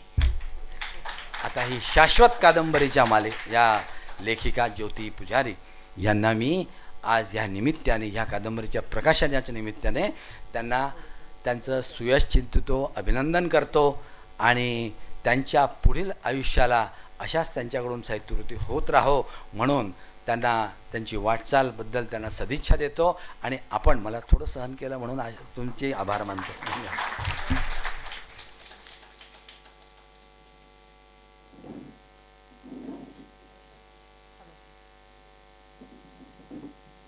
हॅलो. खरं तर खूप ऐकायला आवडलं असतं, पण प्रत्येक वेळेस वेळ आपल्याला आडवी येत असते आणि आपण खूप गोष्टींना मुकत असतो. खूप छान सरांनी सांगितलं. पुस्तकामध्ये खरंच ती सून इतकी सोशिक आहे आणि ती सासू इतकी जहांबाज आहे की आता तर अशी कल्पना करणंच खरं अवघड आहे. आताची सासू म्हणजे सारख्या सूचना आणि सून म्हणजे सूचनांना नकार, अशा पद्धतीचं ते नातं झालं आहे. खूप वेगळं आहे, पण हे 90 वर्षापूर्वीचं म्हणजे आपण कल्पना करू शकतो. अध्यक्षीय भाषण ऐकण्यापूर्वी 2 अभिप्राय आलेले आहेत ज्योतिताईंच्या कादंबरीसाठी, ते मी वाचून दाखवणार आहेत. एक आहेत सौ मेधा देशपांडे, बडोद्याहून हा अभिप्राय आहे. सौ ज्योती पुजारी ह्या नागपूरच्या नामवंत लेखिका आहेत, प्रसिद्ध आहेत. त्यांचं सगळं साहित्य मी वाचत आले आहे. फाशीचा साक्षीदार, अनंत यात्रा, मनाचे बंद दरवाजे, अथांग, शेवटाचा आरंभ, असे सगळे विषय भन्नाट. जल्लाद हा काही विषय असू शकतो एका स्त्री लेखिकेसाठी, पण तो त्यांनी समर्थपणे पेलला आणि ही कादंबरी लोकप्रिय ठरली. अनेक पुरस्कार ह्या कादंबरीला मिळाले. फाशीचा साक्षीदार ह्या कादंबरीवर व्याख्यान आमच्या बडोद्याला ग्रंथास्वाद या संस्थेने आयोजित केले होते. तो कार्यक्रम मी प्रत्यक्ष ऐकला होता. अतिशय प्रभावीपणे त्या जल्लाद विषयावर बोलल्या होत्या. त्यामागं असलेला अभ्यास जाणवत होता. कार्यक्रमानंतर श्रोत्यांच्या प्रश्नांना, शंकांना प्रभावीपणे माणेदार उत्तरे दिली होती. त्यांचे नागपूरच्या साहित्य संमेलनात कथाकथनही मी ऐकले आहे. विलक्षण प्रभावी सादरीकरण असतं. जगण्याने छळले होते ही कादंबरी आतापर्यंतच्या विषयांपेक्षा अगदी वेगळी, कौटुंबिक, सामाजिक आहे. अतिशय ओघवती अशी ही कादंबरी एकदा हातात घेतली की सोडवत नाही. कादंबरीचं शीर्षकच काटा आणणारं आहे. नातेवाईकांच्या तऱ्हेवाईक स्वभावाने कादंबरीतील प्रत्येक पात्र भरडल्या गेले आहेत. इतक्या दुष्टाव्याने माणसं का वागतात हा प्रश्न सतत पडत राहतो.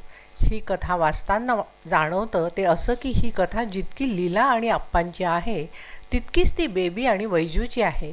लीलाच्या कथेत बेबी आणि वैजू सतत जाणवत राहतात. आईच्या सततच्या आजारपणामुळे ह्या पोरींचे बालपण अक्षरशः होरपळले गेले.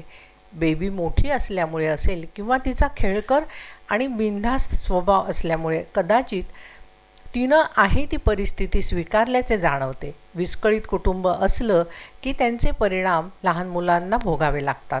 बालपणी मनावर झालेले हे परिणाम फार दूरगामी ठरतात. वैजू ह्या पात्राविषयी ते जाणवतं. ती भांबावली आहे. ह्या नात्यांच्या गोतावळ्यात आपलं नेमकं कोण हा प्रश्न त्या बालमनाला सतत पडला आहे. नंतरच्या अनेक प्रसंगांनी ती हळूहळू मिटत गेली आहे. बंद पुस्तकासारखी अनेक वादळं या बंद पुस्तकात असतील.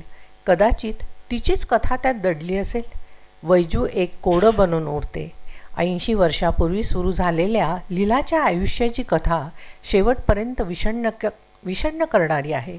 लीलाच्या शेवटच्या क्षणी वैजूच्या मनात आईविषयी असलेली भावना गळून पडते आणि आईची आपल्यावर तितकीच माया होती याचा तिला साक्षात्कार होतो. हा प्रसंग वाचताना हुंदका अनावर होतो.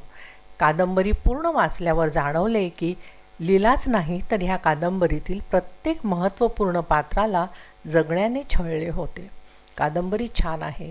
एका बैठकीत वाचून संपवावी इतकी उत्कंठावर्धक आहे आणि हे यश निश्चितच लेखिकेचे आहे. एक मजेदार विचार मनात येतो. मी लेखिकेला सांगू इच्छिते, ह्या कादंबरीतील बेबी आणि वैजू ही पात्र मनात घर करतात. बेबी आणि वैजू कशा असतील हा प्रश्न पडत राहतो. मग जगण्याने छळले होतेचा पार्ट 2 व्हायला काही हरकत नाही ना? चला, शीर्षक काय असेल त्याचा शोध घेऊया. पुनश्च कादंबरीसाठी खूप शुभेच्छा आणि अभिनंदन. ही कादंबरी यशवंत होईल यात शंकाच नाही.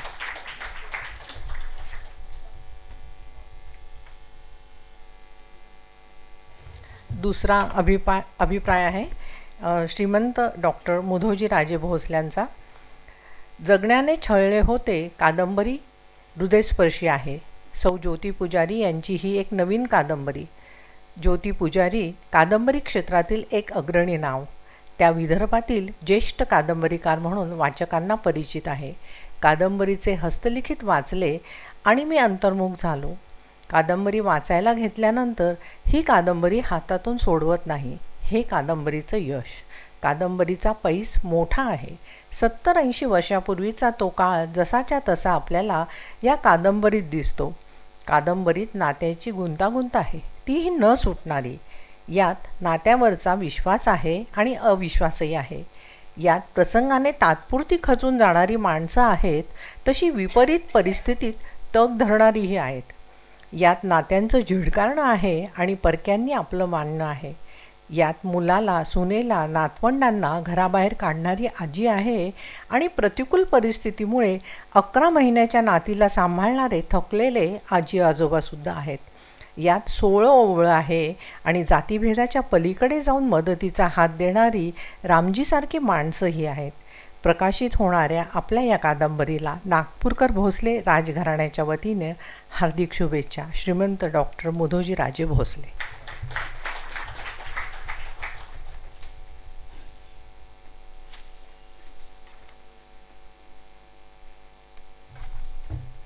खरं तर सगळ्यांच्या प्रतिक्रिया वाचल्यावर आणि मी पण कादंबरी थोडीशी चाळली तेव्हा माझ्या असं लक्षात आलं की कुठंतरी महाभारताशी साधर्म्य असणारी ही कादंबरी आहे. अनेक पात्र त्यात आहे आणि जगण्याची कला शिकवणारी याने असं वागल्यावर आपण कसं वागावं, हे दोन असं वागतायत तर आपण काय त्याच्यात मूव घ्यावी, असे वेगवेगळे अनुभव त्याच्यात आहे की जे महाभारतात आपल्याला वाचताना आढळून येतात. म्हणून खूप पात्र, खूप पानं, कुठंतरी मला त्याच्याशी सांगड घालावी असं वाटलं. अध्यक्षीय भाषण नेहमी प्रत्येक कार्यक्रमात असं होतं की वेळ ओव्हरलॅप होतो आणि अध्यक्षांना थोडंसं आपण त्यांच्यावर अन्याय करतो. त्याबद्दल अंजलीताईंची मी आधीच दिलगिरी व्यक्त करते. अंजलीताईंचा परिचय करून देते. अंजली कुलकर्णी, विविध विषयांवर लेखन करण्याची त्यांना किमया अवगत आहे. 20 पुस्तके त्यांची प्रकाशित आहे. त्यात कविता संग्रह, ललित लेखसंग्रह, अनुवादित कादंबरी, वैचारिक लेखसंग्रह, पुस्तकांचं संपादन, त्यातही हिंदी, मराठी, इंग्रजी भाषेतील पुस्तके आहेत. सामाजिक कर्तृत्वाचा आलेख मांडणारी पुस्तके त्यांनी लिहिली आहेत. कादंबरीचे संक्षिप्तीकरण ही त्यांनी केलेले आहेत. बालकविता संग्रहही त्यांच्या नावावर आहे. शैक्षणिक साहित्य म्हणून राज्यघटना प्रश्नोत्तरांच्या स्वरूपात त्यांनी लिहिले आहे. अनेक पुरस्कार त्यांच्या लिखाणाला प्राप्त झाले आहे. खरं तर मी खूप संक्षिप्तपणे त्यांचा परिचय करून देते आहे, मला त्या माफ करतील. हिंदी, इंग्लिश, नेपाळी, गुजराती भाषांमधून कवितांचे त्यांचे अनुवाद प्रकाशित आहे. बदलत गेलेली सही हा कविता संग्रह पुणे विद्यापीठात MA मराठी स्वायत्त अभ्यासक्रमात समाविष्ट आहे. बदलत गेलेली सही हा कविता संग्रह सप विद्यालयात FIBAच्या अभ्यासक्रमात समाविष्ट आहे. गेली 8 वर्ष SSC बोर्डाच्या इयत्ता 10वीच्या इंग्रजी माध्यमाच्या पाठ्यपुस्तकात रंग मजेचे रंग उद्याचे ही कविता समाविष्ट आहे. 2 विद्यार्थी त्यांच्या कवितेवर PhD करत आहेत. साहित्य क्षेत्राशी निगडीत अनेक संस्थांवर कोर कमिटीमध्ये त्यांना स्थान आहे. अशा अंजलीताई, ज्यांची ओंजळ साहित्याच्या विविध रंगांनी भरलेली आहे, अशी ती भरलेली देखणी ओंजळ ते आपल्यासारख्या रसिक श्रोत्यांसमोर रीती करण्यास नेहमीच उत्सुक असतात. ऐकूयात अंजलीताईंना.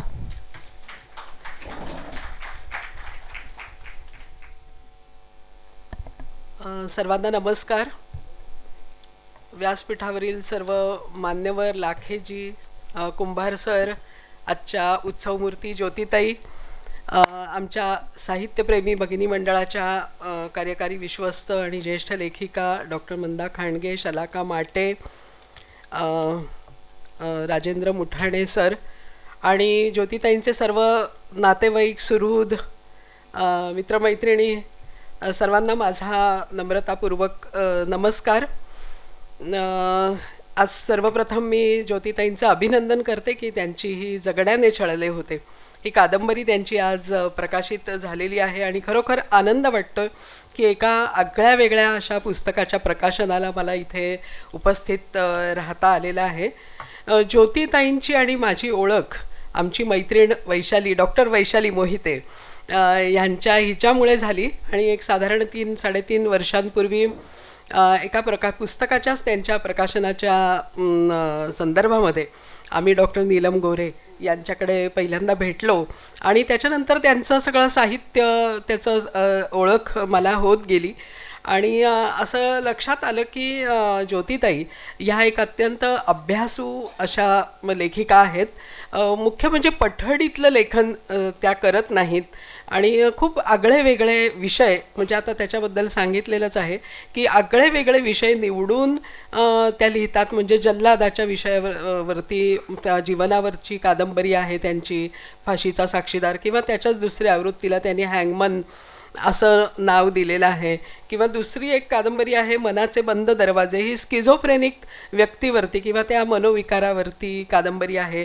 किंवा अजून एक त्यांची आहे अनंत यात्रा, ही स्मशानामध्ये चौकीदारी करणाऱ्या बाईचे जीवन कहाणी त्या कादंबरीमध्ये त्यांनी सांगितलेली आहे. ही 2-3 उदाहरणं जरी आपण बघितली तरी त्यांच्या साहित्याचं अनोखेपण, विषयांचं अनोखेपण आणि वेगळेपण हे आपल्या अगदी लगेच लक्षात येतं. आणि फक्त विषयाचं अनोखेपण आहे असं नाही, तर त्याचा त्यांनी अतिशय सांगोपांग असा अभ्यास अगोदर करून, व्यवस्थित अभ्यास करून स्वतःला लेखनासाठी सिद्ध केलेला आहे. हे मला फार महत्त्वाचं वाटतं. आणि स्त्रियांच्या साहित्यावर विशेषतः खरं तर असा एक आक्षेप नेहमीच घेतला जातो, समीक्षक आक्षेप घेतात की स्त्रियांचं अनुभव विश्व हे फार तोकडं आहे आणि खूप त्या एका वर्तुळामध्ये फिरत असतात, लिहित असतात. परंतु मला अगदी खूप आनंद वाटतो की ज्योतिताई ह्या आपलं एक स्त्रियांचं जे काही एक नेहमीची जी काही चाकोरी असते ती एक त्याचा परीघ ओलांडून एक वेगळ्या प्रकारचा अनुभव विश्व समजून घेऊन त्याचं आकलन करून घेऊन ते त्या कथा कादंबऱ्यांमधून मांडतायत. तर त्याचं एक उदाहरणच त्यांनी घालून दिलेलं आहे की स्त्रियांनी कसं आपलं अनुभव विश्व हे विस्तारलं पाहिजे याचं एक उदाहरण त्यांनी स्वतःच्या लेखनातून घालून दिलेलं आहे. तर हे देखील मला फार वैशिष्ट्यपूर्ण असं वाटतं. आता हे जगण्याने छळले होते ही कादंबरी आत्ता प्रकाशित झाली आहे, तिच्याविषयी दोन्ही वक्त्यांनी भरपूर सांगितलेलं आहे. उरलेलं सूत्रसंचालिकेनी पण सांगितलं आहे, त्यामुळे अध्यक्षाला तसं काम काही फार उरलेलं नाही आहे. परंतु हे त्यांचे सगळे मुद्दे टाळून थोडंसं मी सांगण्याचा प्रयत्न करणार आहे, ते म्हणजे थोडं सामाजिक अंगाने या कादंबरीकडे कसं बघता येईल एवढाच मी एक मुद्दा आपल्यासमोर मांडणार आहे. कारण उशीर झाला आहे आणि अभिवाचन देखील आहे, त्याच्यामुळे अध्यक्षांनी जरा थोडंसं आटोपतं घ्यायला पाहिजे. तर जगण्याने छळले होते ही देखील एक अशीच उत्तम अशी एक सामाजिक कादंबरी आहे. एकीकडे ही कादंबरी जसं आत्ता त्यांनी सांगितलं, जशी एकीकडे ती आहे आप्पा आणि लीला यांची आणि यांच्या कुटुंबाची, त्यांच्या सुखदुःखांची अशी ती कहाणी आहे. परंतु ह्या कादंबरीला हे काय म्हणता येतं, कौटुंबिक कादंबरी असं लेबल अजिबातच लावता येत नाही. कारण संपूर्ण ह्या कादंबरीच्या पाठीमागे म्हणजे त्या कादंबरीची सुरुवात होते ती स्वातंत्र्याच्या आधीचा काही काळ, म्हणजे त्यांनी म्हटलं तसं 1925 पासूनचा साधारणपणे काळ, आणि तो एक 80-90 वर्षांचा सगळा एक कालपट त्याच्यामध्ये उलगडलेला आहे. आणि हे आप्पा आणि लीला यांच्या जीवनाची कहाणी जी आहे अतिशय दुःखाच्या टोकाची दुःख, टोकाची संकट आणि टोकाचा संघर्ष अशा सगळ्या यांनी भरलेली अशी ही सगळी कहाणी आहे. तर आपल्याला साहजिकच असा प्रश्न पडतो की या दोघांच्या जीवनाची इतकी परवड का झाली, असा प्रश्न आपल्याला पडतो. आणि त्याचं एक उत्तर मला म्हणजे नियती वगैरे आहे, नशिबाचं फेरे आहेत वगैरे, सगळं भोग आहेत वगैरे, ही उत्तरं आपली नेहमीची आहेतच. परंतु मला असं वाटतं की त्याच्या पाठीमागे एक संपूर्ण सामाजिक परिस्थिती, त्या काळातली सामाजिक परिस्थिती उभी आहे. आणि ह्या सगळ्या संपूर्ण कादंबरीचं जे काही एक कथानक आहे त्याला त्या सामाजिक परिस्थितीचा एक मोठा टेकू आहे, त्याच्यावरती सगळी कादंबरी ही टेकलेली आहे असं आपल्याला लक्षात येतं. म्हणजे ही कादंबरी फक्त आप्पा आणि लीला या दोन व्यक्तींची नाही आहे किंवा त्यांच्या कुटुंबाची फक्त नाही आहे, तर ती प्रातिनिधिक आहे त्या काळातल्या एका पापभीरू कनिष्ठ मध्यमवर्गीय ब्राह्मण कुटुंबाची अशी ही एक प्रातिनिधिक जीवनाची कहाणी आहे. ती कमी अधिक फरकाने आपल्याला त्या काळामध्ये अशा कहाण्या आपल्याला बऱ्याच ऐकायला मिळतात. त्याच्यामुळे ही सगळी जी काही ह्या कुटुंबाची जी परवड होताना आपल्याला दिसते, जगण्याने छळलेलं आहे पूर्ण, तर त्याच्या पाठीमागे त्या काळच्या समाजाचं एक वैचारिक मागासलेपण जे आहे ते आपल्याला ठळकपणे कारणीभूत आहे असं लक्षात येतं. आणि एका अर्थानं या दोघांची कहाणी म्हणजे त्या काळातल्या, आपण आत्ता म्हटलं तसं, अशा एका कुटुंबाची वैयक्तिक कहाणी नाही आहे, तर ती प्रातिनिधिक कहाणी आहे. आता त्या काळातल्या स्त्रियांची परिस्थिती आपल्याला ठाऊक आहे. 80-90-100 वर्षापूर्वीच्या काळामध्ये स्त्रियांची परिस्थिती कशी होती की शिक्षण नाही, अज्ञान, आर्थिक निर्भरतेचा म्हणजे तो शब्दसुद्धा अगदी कोसोमील लांब होता ती कल्पना की स्त्रिया आर्थिक निर्भर असणं. त्याच्यामुळे त्या संपूर्णपणे नवऱ्यावरती, कुटुंबावरती, सासरच्या कुटुंबावरती अवलंबून होत्या. वयामध्ये विवाह होत होते, चुकीच्या समजुती होत्या, चुकीच्या अनिष्ट अशा प्रथा होत्या, परंपरा होत्या, रूढी होत्या, पुरुषप्रधानता होती. म्हणजे पुरुषप्रधानतेचा एक उल्लेख याच्यामध्ये आहे की ते काही खरं तर मुख्य कथानकाचा भाग नाही आहे. परित्यक्ता हा त्या काळामध्ये खूप मोठा प्रश्न होता की नवऱ्याने टाकलेल्या बायका, तर त्याच्यामध्ये कुठली परित्यक्ता नाही आहे या मुख्य कथानकामध्ये. परंतु एक उल्लेख आहे लीलाच्या स्वगतामध्ये की ती लीला अशी एक सांगते, स्वगत आहे, म्हणजे तिच्या मनातले विचार आहेत की तिच्या माहेरच्या घराजवळ एक रामी नावाची एक स्त्री होती आणि लग्नाला 5 वर्ष झाली तरी देखील तिला मूल झालं नाही, म्हणून नवऱ्याने तिला टाकून दिलं. आणि तिच्याबद्दल ही लीला असं म्हणते की असं म्हणतेत, काय ते वाक्य आहे सांगते हां, की थोडं माझं पानं हे झाली आहेत. ती लीला असं म्हणते की सारे म्हणतेत ती जर नवऱ्यानं टाकली, टाकून द्यायला ती काय वस्तू आहे का? खरंच आहे ना, ती टाकून द्यायची म्हणजे आवडली नाही, उपयोगी नाही, संपला तिचा उपयोग म्हणून ती टाकून दिली, अशी ती वस्तू आहे का? आणि खरोखरच आजही बाईकडे बघण्याचा, स्त्रियांच्याकडे बघण्याचा हा जो एक आपल्या उपभोगाची वस्तू आणि सेवेचं साधन, हाच दृष्टिकोन जो त्या काळापासून आहे तो आजही आपल्याला कमी अधिक प्रमाणामध्ये, म्हणजे आज परित्यक्ता फारशा दिसत नाहीत आपल्याला नवऱ्यांनी टाकलेल्या, कारण स्त्रियांना शिक्षण मिळालेलं आहे आणि स्त्रिया आर्थिकदृष्ट्या स्वतंत्र आहेत म्हणून परित्यक्ता नाही आहेत. परंतु बाईकडे बघण्याचा दृष्टिकोन हा आजही तोच आहे असं आपल्याला लक्षात येतं. समाजातल्या त्यावेळच्या ज्या चुकीच्या रूढी, पद्धती, अंधश्रद्धा होत्या, समजुती होत्या, त्याचं देखील एक अधोरेखन वेगवेगळ्या घटना प्रसंगांमधून ज्योतिताईंनी अतिशय चांगल्या पद्धतीने केलेलं आहे. म्हणजे एक त्याच्यामध्ये असा प्रसंग आहे की त्या आप्पा आणि लीलांचा एक पहिला जो आधीचा जो मुलगा होता अशोक, तर तो बालवयामध्ये त्याचा मृत्यू होतो. तर त्याच्या मृत्यूच्या प्रसंगामध्ये त्या लीलाच्या मनामध्ये येणारे विचार आहेत की तेव्हा ती असं म्हणते, लेखिका असं म्हणते की अशोकचे आप्पाला लाड करता आले नाहीत. म्हणजे बघा ती किती चुकीची पद्धत होती बघा, की अशोकचे लाड आप्पाला करता आले नाहीत. अशोक रडत असला तरी आईच्या समोर त्याला उचलून घेणं, बापानं घरातल्या थोरा मोठ्यांच्या समोर आपल्या लेकराला उचलून घेणं, त्याला अंजारणं, गोंजारणं, त्याला शांत करणं, ह्याचा हा रीतिरिवाजच नव्हता. हे रीतिरिवाजात बसत नव्हतं. आणि किती ते लेकरू रडत असलं तरी त्याला कडेवर घेणं, त्याला उचलून घेणं, हा म्हणजे घरातल्या थोरा मोठ्यांचा उपमर्द समजला जायचा. म्हणजे काय ही कल्पना आहे, उपमर्द समजला जायचा. म्हणजे आपण त्याची कल्पना सुद्धा आजच्या काळामध्ये ही करू शकत नाही, परंतु त्या काळामध्ये ती तशी ती मानापमानाची तशी कल्पना प्रचलित होती. तर हा देखील म्हणजे आपल्याला समजतं की त्या काळातला समाज हा किती असमंजस होता, एक असंवेदनशील होता असं म्हणूया. की लहान लेकराच्या बाबतीमध्ये देखील त्या थोरा मोठ्यांच्या समोर बापानी घ्यायचं नाही त्याला कडेवर, म्हणजे असंवेदनशीलता देखील किती होती हे लक्षात येतं. त्याचबरोबर एक बालविवाह हा देखील एक त्या काळामधला मोठा इशू होता. आजही खरं तर आपल्याला असं वाटतं की आता कुठे बालविवाह होतात मुलींचे, परंतु आज देखील ग्रामीण भागामध्ये, आणि अगदी ग्रामीण भागात कशाला, आपल्या घरातल्या ज्या काम करणाऱ्या बायका आहेत त्यांच्यासुद्धा मुली 14-15 वर्षाच्या झाल्या की त्या म्हणतात की आता हिला मला लग्न करून टाकायचं आहे हिचं मला. तर आपल्याला आजही बालविवाह होताना दिसतात. तेव्हा तर खूपच मोठं प्रमाण होतं. आणि ही जी आप्पा आणि लीला यांची ही बेबी म्हणून जी मुलगी आहे, तिला शाळेमध्ये तिचं शिक्षण थांबवून तिचं अल्पवयातच तिचं लग्न करून दिलं जातं. आणि त्याच्यामुळे तिचं म्हणजे पुढचा विकास तर तिचा खुंटतोच, परंतु तिला देखील हाल अपेष्टांचंच संपूर्ण उमेदीचे जे तिचं जिंदगी असते ती सगळी हाल अपेष्टांमध्येच गुजरते. तर हा बालविवाहाच्या प्रश्नावरती देखील त्यांनी त्या घटना प्रसंगांमधून एक प्रकाश टाकला आहे असं मला वाटतं. वैजू त्या पात्राचा देखील खूप हे झाला, उल्लेख झाला. तर ही देखील अतिशय म्हणजे आपल्या हृदयाला भिडणारी अशी व्यक्तिरेखा आहे वैजूची. फार वेगळ्या प्रकारची अशी ही व्यक्तिरेखा आहे. आणि तिच्याबद्दल एके ठिकाणी लेखिकेने एक वाक्य लिहिलं आहे, ते आपल्याला हलवून सोडतं. खरं तर त्यांनी असं लिहिलेलं आहे की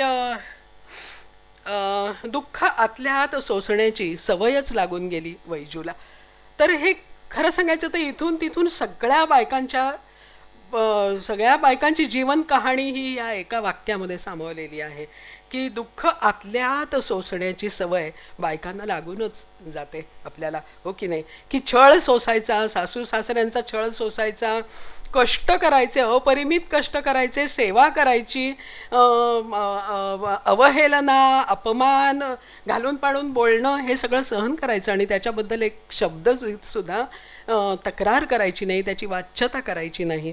आपल्या बहिणाबाईंनी देखील ही स्त्रियांची जी मानसिकता आहे त्याच्याविषयी कवितेमध्ये बघा 2 ओळीमध्ये लिहिलं आहे. त्यांनी असं म्हटलंय की माझं सुख हंड्या झुंबर टांगलं, माझं सुख हंड्या झुंबर टांगलं, माझं दुःख तय घरात कोंडलं. खरंच किती म्हणजे बायका बघा की आपल्या कुटुंबाविषयी, घरातल्या माणसांविषयी काही अभिमानाची गोष्ट घडली, काही सुखाची गोष्ट घडली तर किती त्यांचं सांगताना त्यांचा चेहरा फुलून येतो, आनंदाने त्या सांगतात की माझ्या मिस्टरांना ना प्रमोशन मिळालं, माझा मुलगा इंजिनियर झाला, माझ्या मुलीचं काय लग्न झालं किंवा तिला नोकरी मिळाली, काय जे असेल ते सांगताना ते अगदी फुलून येतात.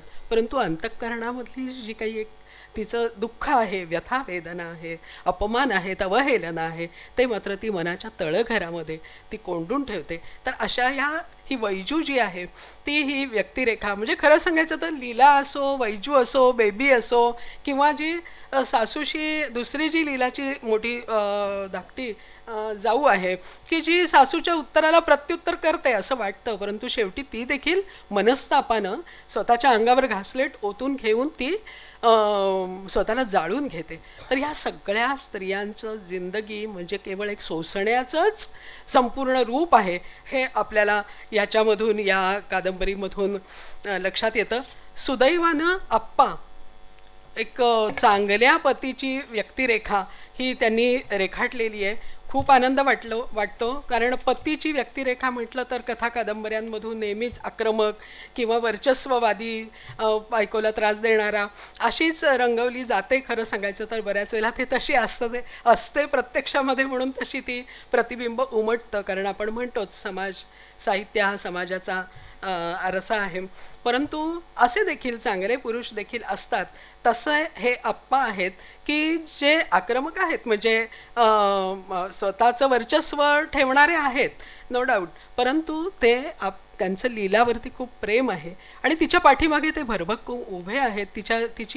तिची दुःख, तिचे कष्ट यांची जाणीव आप्पांना आहे, हे फारच चांगलं वाटतं.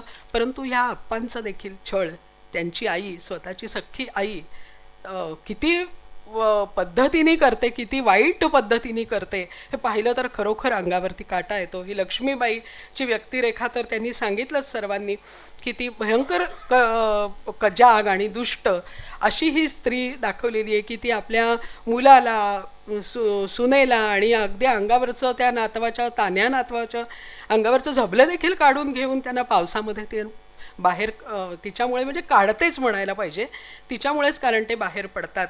तर इतकं म्हणजे अशा स्त्रिया, आणि आपण त्या काळामध्ये 90-100 वर्षांपूर्वी बघा अशा असायच्या स्त्रिया, म्हणजे ह्या अतिशयोक्ती किंवा काहीतरी कल्पनेने काहीतरी रंगवलेले अवास्तव असं नाही. अशा सासवा, अशा स्त्रिया कुटुंबामध्ये घरोघरी असायच्या, आपल्याला पाहायला मिळायच्या. तर मला असा प्रश्न पडतो की त्या काळामध्ये का अशा स्त्रिया असायच्या, का अशा त्या वागायच्या? तर त्याचंही उत्तर मला इथल्या समाज व्यवस्थेमध्ये मिळतं की इथली जी पुरुषप्रधान, सगळी स्त्रीला दुय्यम लेखणारी जी काही एक समाज व्यवस्था आहे ती ह्या सासूला, त्या स्त्रीला देखील अशा पद्धतीने घडवते.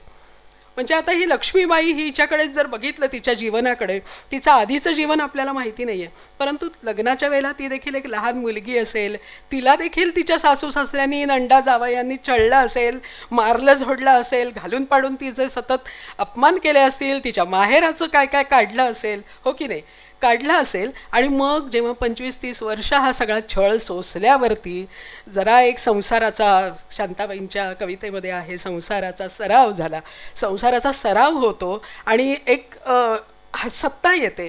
25-30 वर्षानंतर बाईच्या हातात सत्ता येते, सासू सासरे म्हातारे होतात, क्षीण होतात, आणि मग त्यावेळेला तिच्या हातात सत्ता येते आणि तेव्हा सून येते, घरामध्ये सून येते.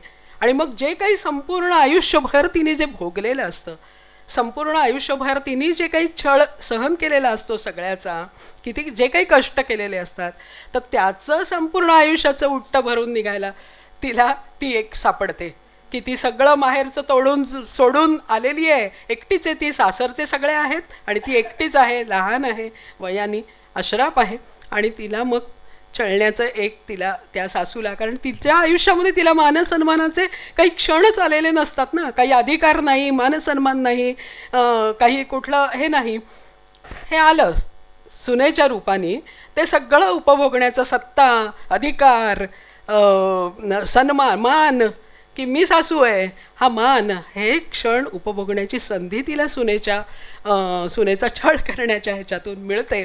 तर असं एक सायकोलॉजिकल, एक सामाजिक अशा प्रकारचं विश्लेषण आपण करू शकतो. आणि त्या सासूकडे देखील आपण एक तशा दृष्टिकोनातून बघू शकतो की स्त्री ही, सिमॉन द बोव्हाचं वाक्यच आहे, सिमॉन द बोव्हा ही एक फ्रेंच स्त्रीवादी मोठी जगप्रसिद्ध विचारवंत आहे, लेखिका आहे.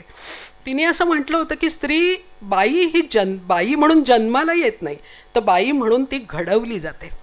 तर आपल्याकडे पण लहानपणापासून असं करायचं नाही, ते करायचं नाही, असं बसू नको, तशी हसू नको, इतक्या वाजताच्या आत घरात आलं पाहिजे, तर ही बाई घडवली जाते. तशी ही सासू घडवलेली आहे की सुनेचा छळ करायचा, हे तिच्या मेंदूमध्ये एक तिचं ते फीड झालेलं आहे, तिच्या त्या कॉम्प्युटरमध्ये फीड झाले की आपण सासू झालो की आपणच. तर अशा दृष्टिकोनातून आपण सासूकडे देखील बघू शकतो. इथे रक्ताची नाती उलटतात, रक्ताची नाती दुरावतात, परंतु आणखी एक वैशिष्ट्य आहे की मानलेली नाती, हे रामजी काका, अक्का किंवा बबन म्हणून त्यांचा मित्र आहे आप्पांचा, ती नाती त्यांना आधार द्यायला, जातीपातीच्या सगळ्या भिंती झुगारून ही नाती त्यांना, मानलेली नाती त्यांना आधार देतात. आधार देण्यासाठी ही नाती पुढे येतात. ह्याच्यातून आपल्याला एक संदेश मिळतो की शेवटी माणूस हीच जात आणि माणुसकी हाच सर्वश्रेष्ठ धर्म आहे, हे या कादंबरीच्या मधून आपल्या मनावरती ठसतं, हे महत्त्वाचं आहे. त्याच्याबरोबर इतर देखील खरं तर समाज रचनेमधले इतर देखील अनेक संदर्भ, अगदी 2च मिनटं बोलणार आहे, संदर्भ ह्याच्यामध्ये अनेक येतात. स्वातंत्र्यापूर्वीचा थोडासा काळ आहे, त्याच्यामुळे एक तेव्हा त्याच्यामध्ये त्यांनी म्हटलंय की त्यावेळेला शाळांमधून त्यावेळेचा जो इंग्लंडचा राजा होता पंचम जॉर्ज, त्याची प्रार्थना म्हटली जायची. म्हणजे माझी आईने पण सांगितलं होतं की ही प्रार्थना आम्ही म्हणायचो की भो भो पंचम जॉर्ज भूप, अशी ती प्रार्थना. तर त्याचा उल्लेख त्या कादंबरीमध्ये आहे, मला खूप विशेष वाटलं. आणि त्याचबरोबर राजकीय जे वास्तव आहे, स्वातंत्र्य लढा, चले जाव आंदोलन, गांधीजींची हत्या, त्यानंतर झालेली जाळपोळ, हे देखील सामाजिक राजकीय जे काही घडामोडी त्या काळामध्ये घडत होत्या, त्याचे देखील उल्लेख या कादंबरीमध्ये, काळाचे सगळे संदर्भ आहेत. त्याचबरोबर चुलीवरचा स्वयंपाक, नंतर मग भुश्याची चूल आली, नंतर गॅस आला, अशा ह्या 90-100 वर्षांमधली जी स्थित्यंतरं आहेत, म्हणजे एक उदाहरणादाखल सांगते की ही स्थित्यंतरं देखील त्या काळामध्ये त्यांनी त्या कादंबरीमधनं दाखवलेली आहेत. तर ते वैशिष्ट्यपूर्ण वाटतं की काळ कसा त्यांनी तो धावतो आहे, 90 वर्षांचा काळ कसा पुढे पुढे पुढे पुढे सरकला आहे, ते त्या घटना प्रसंगांमधून त्या दाखवतात. त्या लक्ष्मीबाईंचं सोवळं ओळं इतकं कडक होतं की नातू जरी येऊन बिलगला तरी त्यांच्या सोवळ्याला ते चालत नव्हतं, किंवा कुठे त्या देवदर्शनाला किंवा कुठे बाहेर जाणार असतील तर रस्त्यामध्ये चिंधीवरती पाय पडला तरी त्यांना ते त्यांच्या सोवळ्याला चालत नव्हतं. मग कोणीतरी त्यांच्या घरातल्या मुली त्या आजीच्या पुढच्या चिंध्या उचलायच्या, तिच्या वाटेतल्या चिंध्या उचलून टाकायच्या, म्हणजे मग तिचा पाय त्या चिंधीवर पडणार नाही. तर हे सोवळं ओवळं हे आहे. तर सोवळं ओवळं इतकं कडक आहे, म्हणूनच या बाईच्या मनामधली ओलावा, जो काही एक नात्यांचा ओलावा, प्रेमाचा ओलावा, तो आटला असेल असं देखील एक आपल्या मनामध्ये येतं. तर एकूणच खरं तर मानवी भावभावना, नातेसंबंध, नंतर वर्तनाच्या विविध परी, स्वभावाच्या विविध परी, याची एक गुंतागुंत आणि याचं एक उत्तम असं दर्शन आपल्याला याच्यामध्ये, नशिबाचे फेरे, तिची मुलं लहान वयामध्ये मुलं जन्माला येतात आणि लगेच मरतात, तर ह्याच्या पाठीमागे देखील एक सामाजिक संदर्भ आहे. मी अगदी एका वाक्यात सांगते की त्या काळामध्ये अशी मुलं खूप म्हणजे जन्मता मरायची बालवयामध्ये, तर बालमृत्यू हा देखील त्या सामाजिक परिस्थितीचा एक परिपाक होता. त्या काळाचंच एक ते वैशिष्ट्य होतं की आरोग्याच्या सुविधा नव्हत्या किंवा भान नव्हतं त्याच्याविषयीचं. तर ही देखील एक वैशिष्ट्य आपल्याला हे वाचता वाचता सामाजिक परिस्थितीचं भान आपल्याला ते येतं. नागपुरी बोली बद्दल सगळेजण बोललेले आहेत आणि त्यांनी झाडी बोलीबद्दल मला तर तो फरक काय मला कळला नाही, कारण वऱ्हाडी आणि नागपुरी आणि झाडी याच्यातला फरकच मलाच माहिती नाही आहे. काही काही शब्द समजत नाहीत, पण रेफरन्सनी आपल्याला संदर्भाने ते अर्थ निश्चितपणे समजतं आणि गोड वाटतं. खूप छान ती भाषा वाचायला छान वाटते, इंटरेस्टिंग वाटते. घटना, प्रसंग, संवाद, बोली भाषा याच्यातून ते कथानक अतिशय प्रभावी पद्धतीने पुढे सरकतं आणि एक जिवंत स्पर्श आहे संपूर्ण जीवनाचा, जगण्याचा, अनुभवाचा एक जिवंत स्पर्श या संपूर्ण कथानकाला आहे. त्याच्यामुळे त्याच्यामध्ये वाचनीयता आहे. वाचनीयता हा या कादंबरीचा एक मोठा गुण आहे, जो आजच्या काळामध्ये ललित साहित्यामधून थोडासा दुर्मिळ होत चालला आहे की काय असं वाटतं. त्याच्यामुळे वाचनीयता आहे हे देखील फार महत्त्वाचं आहे. आणि अगदी शेवटचा मुद्दा शीर्षकाबद्दल. शीर्षक या कादंबरीचं आहे जगण्याने छळले होते. सुरेश भट, गझल सम्राट सुरेश भटांचा हा शेर आहे की इतकेच मला जाताना सरणावर कळले होते, मरणाने केली सुटका जगण्याने छळले होते. तर हे मरणाने केली सुटका जगण्याने छळले होते हे त्या आप्पा आणि लीलांच्या आयुष्याला तंतोतंत अगदी समर्पक लागू होणारी ही ओळ आहे आणि त्यामुळे ही जगण्याने छळले होते हे शीर्षक देखील अतिशय अन्वर्थक, बोलकं आणि समर्पक अशा प्रकारचं आहे. एकूणच ही संपूर्ण कादंबरी एक परिपूर्ण असं दर्शन घडवणारी, 90 वर्षांपूर्वीचं, 80, 90, 100 वर्षापूर्वीचं समाजाचं दर्शन घडवणारी एक उत्तम अशी कादंबरी ज्योतिताईंनी लिहिली आहे. त्याच्याबद्दल मी त्यांचं पुन्हा एकदा खूप मनापासून अभिनंदन करते आणि मला इथे त्यांनी अध्यक्ष म्हणून बोलवलं, बोलण्याची संधी दिली, त्याच्याबद्दल त्यांचे मनापासून आभार मानते आणि थांबते. धन्यवाद.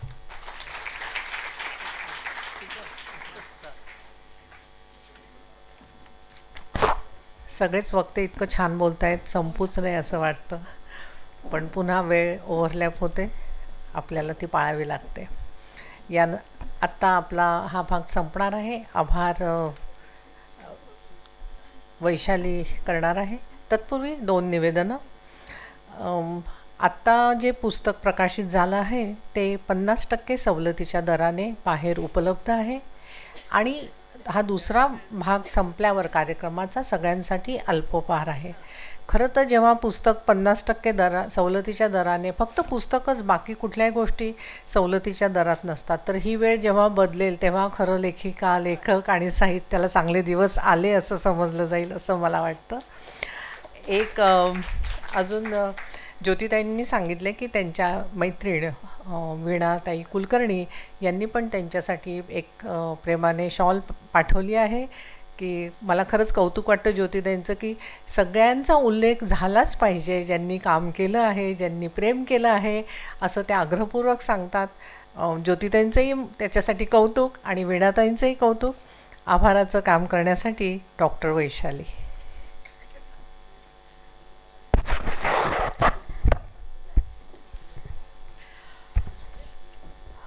ज्योतिताई नेहमीच त्यांच्या सगळ्याच कादंबऱ्या ह्या वेगळा विषय मांडणारे असतात आणि तो वेगळा विषय मांडण्यासाठी त्या खरंच अपार कष्ट घेत असतात.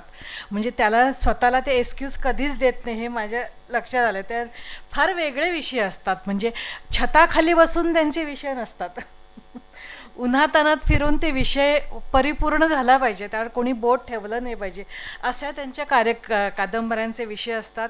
आणि आजच्या जगण्याने छळले होते ह्या सामाजिक कादंबरीचा सोहळ्यासाठी आपण जमलेलो आहोत आणि यासाठी आपले प्रमुख वक्ते कुंभार सर यांनी अतिशय सुरेख विश्लेषण केलं, त्यांचं पात्रानुसार त्या कादंबरीचं विश्लेषण केले आहे. आणि त्यानंतर आपले सोहळ्याचे अतिथी राजन लाखे सर यांनी काव्यात्मक पद्धतीने काव्यातून ते कादंबरी आपल्यापुढे मांडून त्याची उत्सुकता वाढवली आहे आपल्याला वाचनासाठीची. आणि अंजलीताई आणि राजन लाखे सरांचं मला अजून एक मुद्दा मांडावा असं वाटतं की सुखदुःख, घटनाक्रम, त्या आकृतीबंध सगळ्या जगण्याचा त्या कादंबरीचं विश्लेषण फार सुंदर रीतीने केलं आणि नेहमीच ते बोलतात, नेहमीच छान, म्हणजे ऐकत राहावं असं सरांचं बोलणं असतं. त्यानंतर अंजलीताई, कवयित्री, लेखिका, एक रुजू व्यक्तिमत्व, आणि हे रुजू व्यक्तिमत्व युक्रांसारखे चळवळीशी जोडलेलं आहे. आणि माझा अंदाजच होता की त्या सामाजिक अंगानेच त्या कादंबरीचं विश्लेषण करणार, आणि ते केलं त्यांनी. म्हणजे ती कादंबरी त्यांनी उलगडून दाखवली. वेगवेगळे विषय सामाजिक पद्धतीने जे जे मुद्दे, अंधश्रद्धेपासून वैजूपर्यंत जे मुद्दे त्यांनी मांडले, त्या सगळ्याचाच विचार त्यांनी सामाजिक अंगानेच केलेला आहे. आणि आज ज्योतिताई आणि ज्योतिताईंच्या सगळ्या परिवारात आपण सगळे रसिक आणि आपले सगळे प्रमुख पाहुणे वक्ते यांचे मी ज्योतिताई आणि ज्योतिताईंच्या परिवाराच्या वतीने आभार मानते. आणि पुढची सूत्र स्मिताकडे देते.